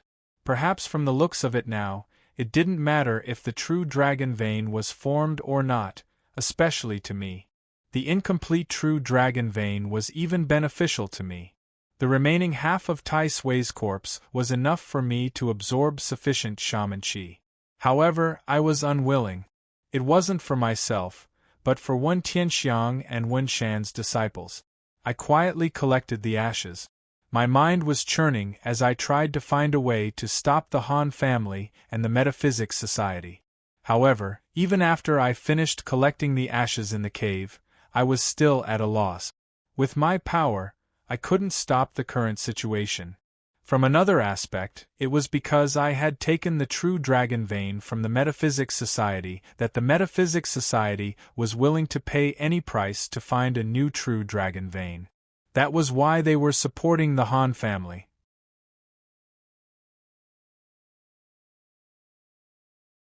Chapter 325. After pondering for a long time, I came up with 2 solutions. One was to wait for Xiao Jin's transformation to come here and kill the people of the Han family.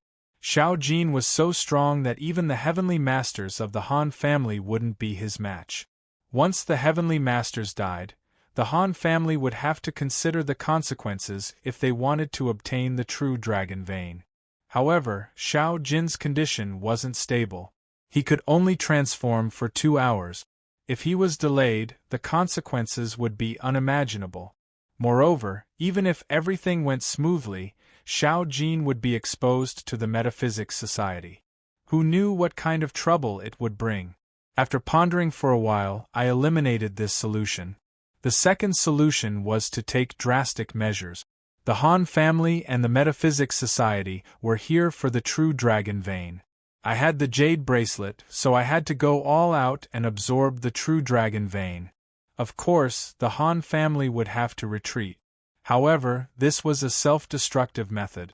If I took the true dragon vein, everything here would be destroyed. The true dragon vein would never take shape. It was completely different from my original plan. Slowly, Grandmaster Zhang Kanwen's ashes were collected. My agitated mind also calmed down. I sighed and reluctantly chose to give up. Zhang Kanwen was stronger than me, and this was the ancestral land of his sect. If he chose to give up, why should I do it? Going against the Han family and the entire Metaphysics Society was like a mantis trying to stop a chariot.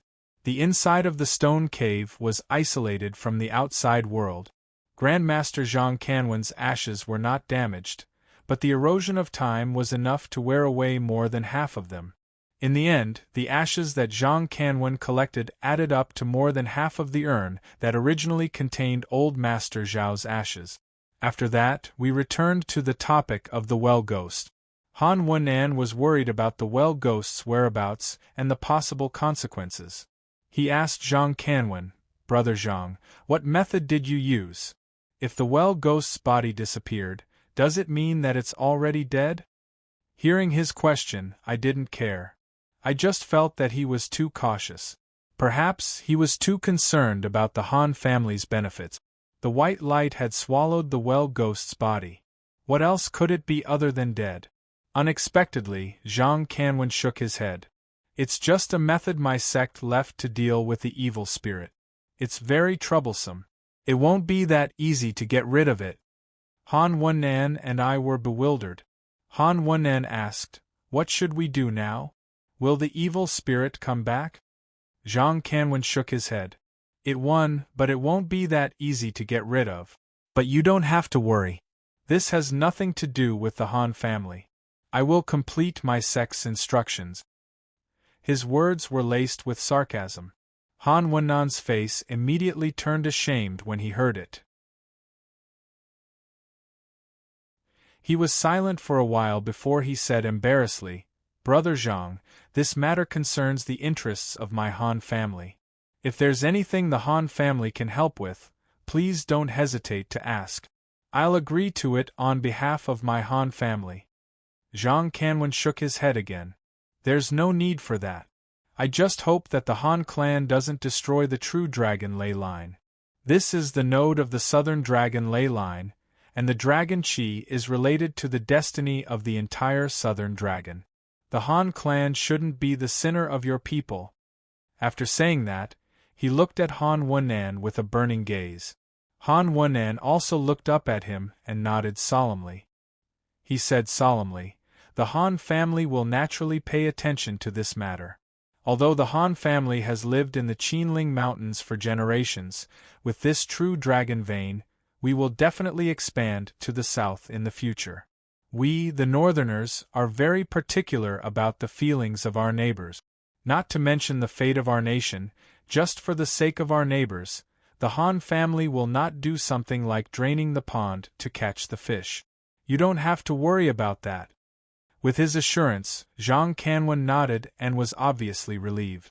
He was an unyielding man. For the sake of the One Shan bloodline's inheritance, he was willing to endure the humiliation of the Han clan seizing the ancestral land. However, if the Han clan did not express their stance, for the sake of the Southern Dragon's destiny, he would have no other choice but to fight to the death. I also heaved a sigh of relief. On one hand, it was because of Zhang Canwen, and on the other hand, it was because of the true dragon vein. Since the Han clan had promised to protect the true dragon vein, it would only take a few years to delay the formation of the true dragon vein. Since 1,000 years had passed, a few more years wouldn't make much of a difference. After a few years, when my power reached the Heavenly Master realm, or when the seal in Little Gold's body was completely broken, I would have the power to resist the Han clan and the Metaphysics Association. Then, I would return to this place and force the Han clan to hand over the true dragon vein. As a person who cultivated witchcraft energy, I would not help to transform the Tai Sui's corpse into the true dragon vein. However, I would allow it to develop and give Minister Wen's dream from 1,000 years ago a chance to come true. Of course, the premise was that my cultivation path was smooth. If I accidentally fell into the hands of the Metaphysics Association or the Buddhist and Taoist Association, my life would be in danger. Naturally, I would not think about these useless things. After we came to a conclusion, I looked at the time. According to Han Wen'an, the Han clan's troops would arrive around evening. It was obvious that Zhang Canwen and I couldn't stay here any longer. We bid farewell and left the orchard. After leaving the orchard, I invited Zhang Canwen to go with me to my shop. We wanted to talk about what had happened recently. Zhang Kanwen and I had a special relationship. Even if it was a secret base like the Metaphysics Association, I didn't worry about him. I guess Zhang Kanwen had a lot of questions that he wanted to ask me. He nodded and went with me. Zhang Kanwen was a bearded man. After the great change of his sect, he didn't take care of his appearance. He looked dispirited and dispirited. Moreover, he had an extraordinary cultivation base, which gave him an intimidating aura. When we returned to the shop, Xie Qinghua was startled. He stood there and didn't dare to say anything. He kept winking at me, trying to signal me with his eyes. I couldn't help but smile. I guessed Yan Nantian and Qin Yangting's visit had left a shadow in Xie Qinghua's heart. He was very sensitive now. I smiled and introduced Zhang Kanwen to Xie Qinghua. After listening to me, Xie Qinghua was surprised. He stepped forward and started to talk to me. After asking, I learned that Xie Qinghua had seen Zhang Kanwen before. However, he didn't recognize him because of his untidy appearance. After establishing a good relationship, we sat down and chatted with Xie Qinghua for a long time. However, since Xie Qinghua was the president of the Metaphysics Association's branch, he had good eyes. He urged us to go upstairs and said that he needed to take care of the shop's business. When we reached my room, Zhang Kanwen's smile froze. He was surprised to see Xiao Jin, Tong Tong, and the ghoul in the room. He didn't say anything for a long time, and his face became more solemn. Although these three little fellows were quite strong, they had little contact with outsiders. At this moment, when they saw an outsider, their chatter instantly disappeared. Their gazes were filled with shyness and curiosity as they looked at Zhang Kanwen. After a while, Zhang Kanwen came back to his senses. He turned to me and asked in surprise, "These? Did you raise them?" I frowned as I didn't like the word raise. However, in the metaphysics world, ghouls and zombies were usually raised by cultivators for their own use. Moreover, they usually had to use forceful methods. It was more appropriate to say that they were raised. However, it was rare to see a ghoul like me. I nodded and smiled. That's right. These kids are like my younger brothers and sisters. I usually bring them with me. Zhang Kanwen looked at them a few more times. His face was still surprised and solemn. He asked me with uncertainty, "If I'm not wrong, that girl's ghost should be a child, right?" I smiled and nodded. It was one thing to be suspicious, but it was another to get confirmation. Zhang Kanwen's surprise became more obvious. After a long silence he asked, "Is that little zombie the legendary ghoul?" I still nodded with a smile. Zhang Kanwen's expression was like an ordinary person who had seen a ghost, but he didn't stop asking. After staring at Xiao Jin for a long time, he suddenly smiled bitterly. "Zhou Yi, don't tell me that this golden baby is the true form of the Tai Sui." I grinned and sat down next to Xiao Jin. I smiled and rubbed his hair.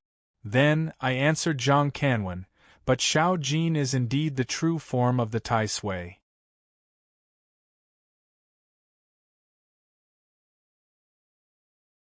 Chapter 326.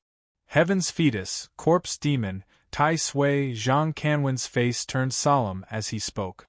In the end, his solemn expression turned into a bitter smile. He sighed, "Zhou Yi, you're really surprising. A few days ago, when I heard that the Metaphysics Association was after you, I was really worried. Now, it seems like there's no need to worry at all. You're a living Tai Sui. No wonder you could escape from the 10 Masters." As he said that, he tilted his head to look at Xiao Jin with a strange expression. I was stunned and quickly waved my hand. "Brother Zhang, you misunderstood. Xiao Jin is indeed a Tai Sui, but there's a seal in his body. He can't use his power at all. Back then, he escaped from the 10 Masters because of someone else." "Someone else?" Zhang Kanwen was stunned. "You have a friend who can resist the power of the 10 Masters?" It seemed that his understanding was right. I braced myself and nodded. "It was a friend who helped me, but to be able to resist the power of the 10 masters. That's too much of an exaggeration. That friend used a trick to help me stay alive.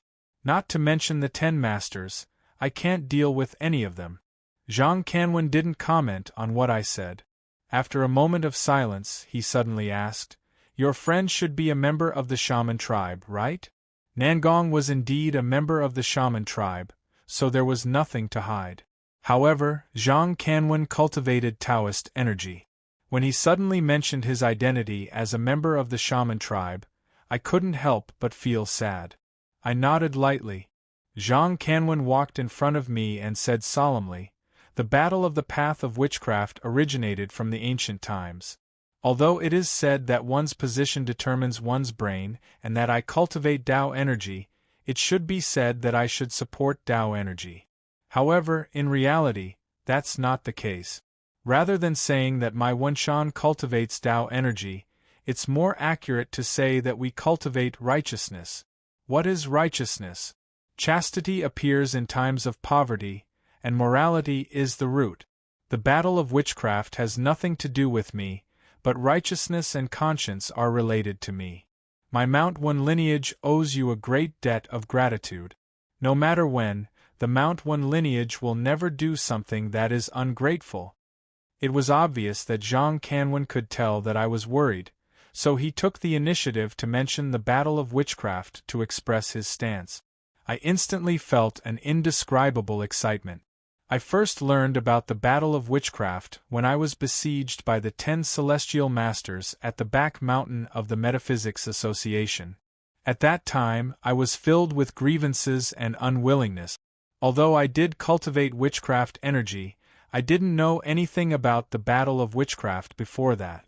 Even if cultivating witchcraft energy was a heinous sin, I had only made a mistake unintentionally. However, no one gave me a chance. The Metaphysics Association, which had always regarded me as their hope, immediately killed me. Even Grandfatherly, who had once saved my life and taken care of me secretly, had gone into hiding. It wasn't until a few days ago that Han Wunan didn't want to kill me due to our past relationship that my heart warmed a little. However, he just didn't want to hit me when I was down. Once it involved the family's benefits, his choice was no different from anyone else's. When he killed me, he would kill me. It was just that after experiencing the fickleness of human nature, I was too sensitive to all of this. Up until now, Zhang Kanwen was the first and only person who had clearly expressed his support for me. He was different from Nangong. He cultivated Qi of the Way, which made his support even more valuable.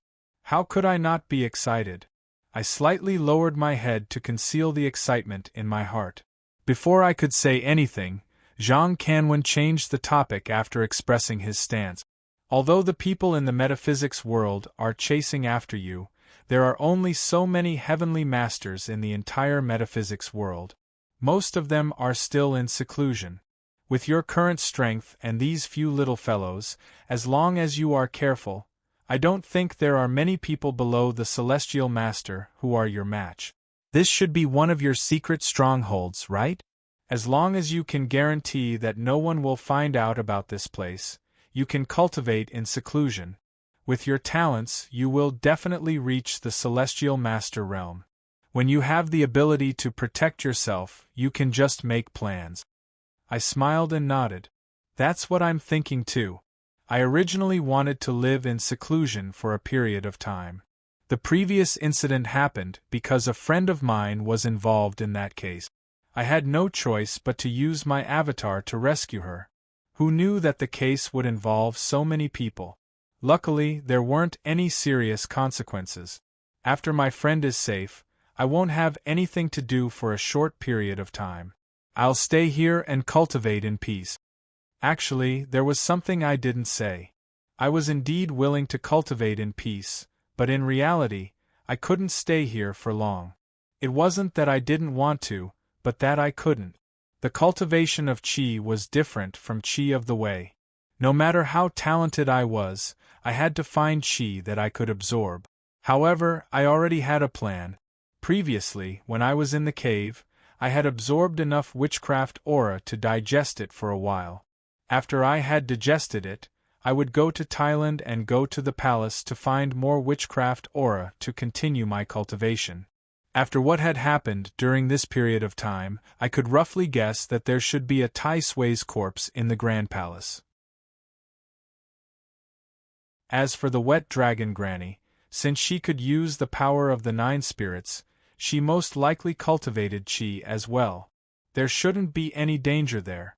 At that time, I would be far away from the disputes of the metaphysics world in the country, so I wouldn't have to worry about my safety. As this matter was rather troublesome, I didn't mention it. After Zhang Kanwen saw that I had agreed, he carefully reminded me that I had to be careful while living in seclusion, especially around people who had dealings with the metaphysics world. I had to keep an eye on them and use some methods to monitor them. I couldn't let my guard down as it was a matter of life and death, so I couldn't be too careful. I nodded. He was right. Although Xie Chenghua, Lu Chuanda, and the others had pupils' restriction spell in their bodies, with my current knowledge of the metaphysics world, I couldn't guarantee that the restriction spell could restrain them. After all, pupil only had the glorious consciousness cultivation base. Any heavenly master could remove the restriction spell that she had planted. If they had bad intentions, it wouldn't be too difficult to exchange my information for a heavenly master to help them remove the restriction spell. Besides them, there were also Wang Yongjun and Yang Kaichen. Although they had a close relationship with me, we had to be careful in extreme times. After talking about this, I remembered that Zhang Kanwen had told me about the well ghost. At that time, Han Wunan had asked him what he was going to do next, but he hadn't said much. I was also curious, so I asked him.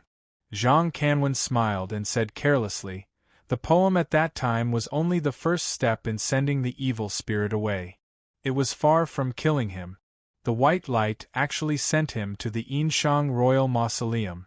The evil spirit was originally a sacrifice of the Shang dynasty, and his burial place was also in the Yinshang Royal Mausoleum. If we want to send him back to the Nether Realm, we can only start from this point. Later on, I will go to the Indi, which is now Anyang. I will enter the royal tomb and send the evil spirit back completely." He said it indifferently, but my heart tightened when I heard it. I quickly asked, "Big Brother Zhang, will it be dangerous?" Zhang Kanwen had always been open and honest, so he didn't purposely try to ease my heart.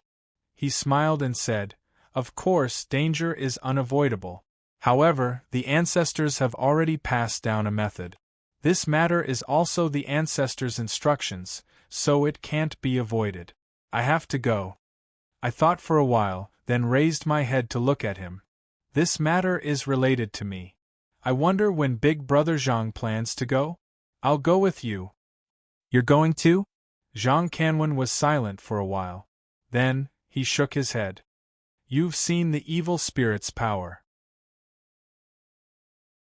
Although our Wenshan lineage has a method to deal with the evil spirit that has been passed down from generation to generation, no one knows if it's still effective after 1,000 years. Moreover, if everything goes smoothly, I can deal with it alone. If something unexpected happens, even if you go with me, it won't be of much help." He was right. That was the truth. However, I still shook my head and said with a smile, "Big Brother Zhang, since I'm involved in this matter, it's related to me. Moreover, no matter if it's the Wenshan lineage's ancestral land or the evil spirit itself, it's related to the Shang dynasty's witchcraft war. If I go with you, I can learn more about the truth of the witchcraft war." After listening to me, Zhang Kanwen hesitated for a while, then nodded in agreement. "You're tuning in to the Phoenix Knights YouTube channel. Don't forget to subscribe and join us on this journey to catch the most captivating stories.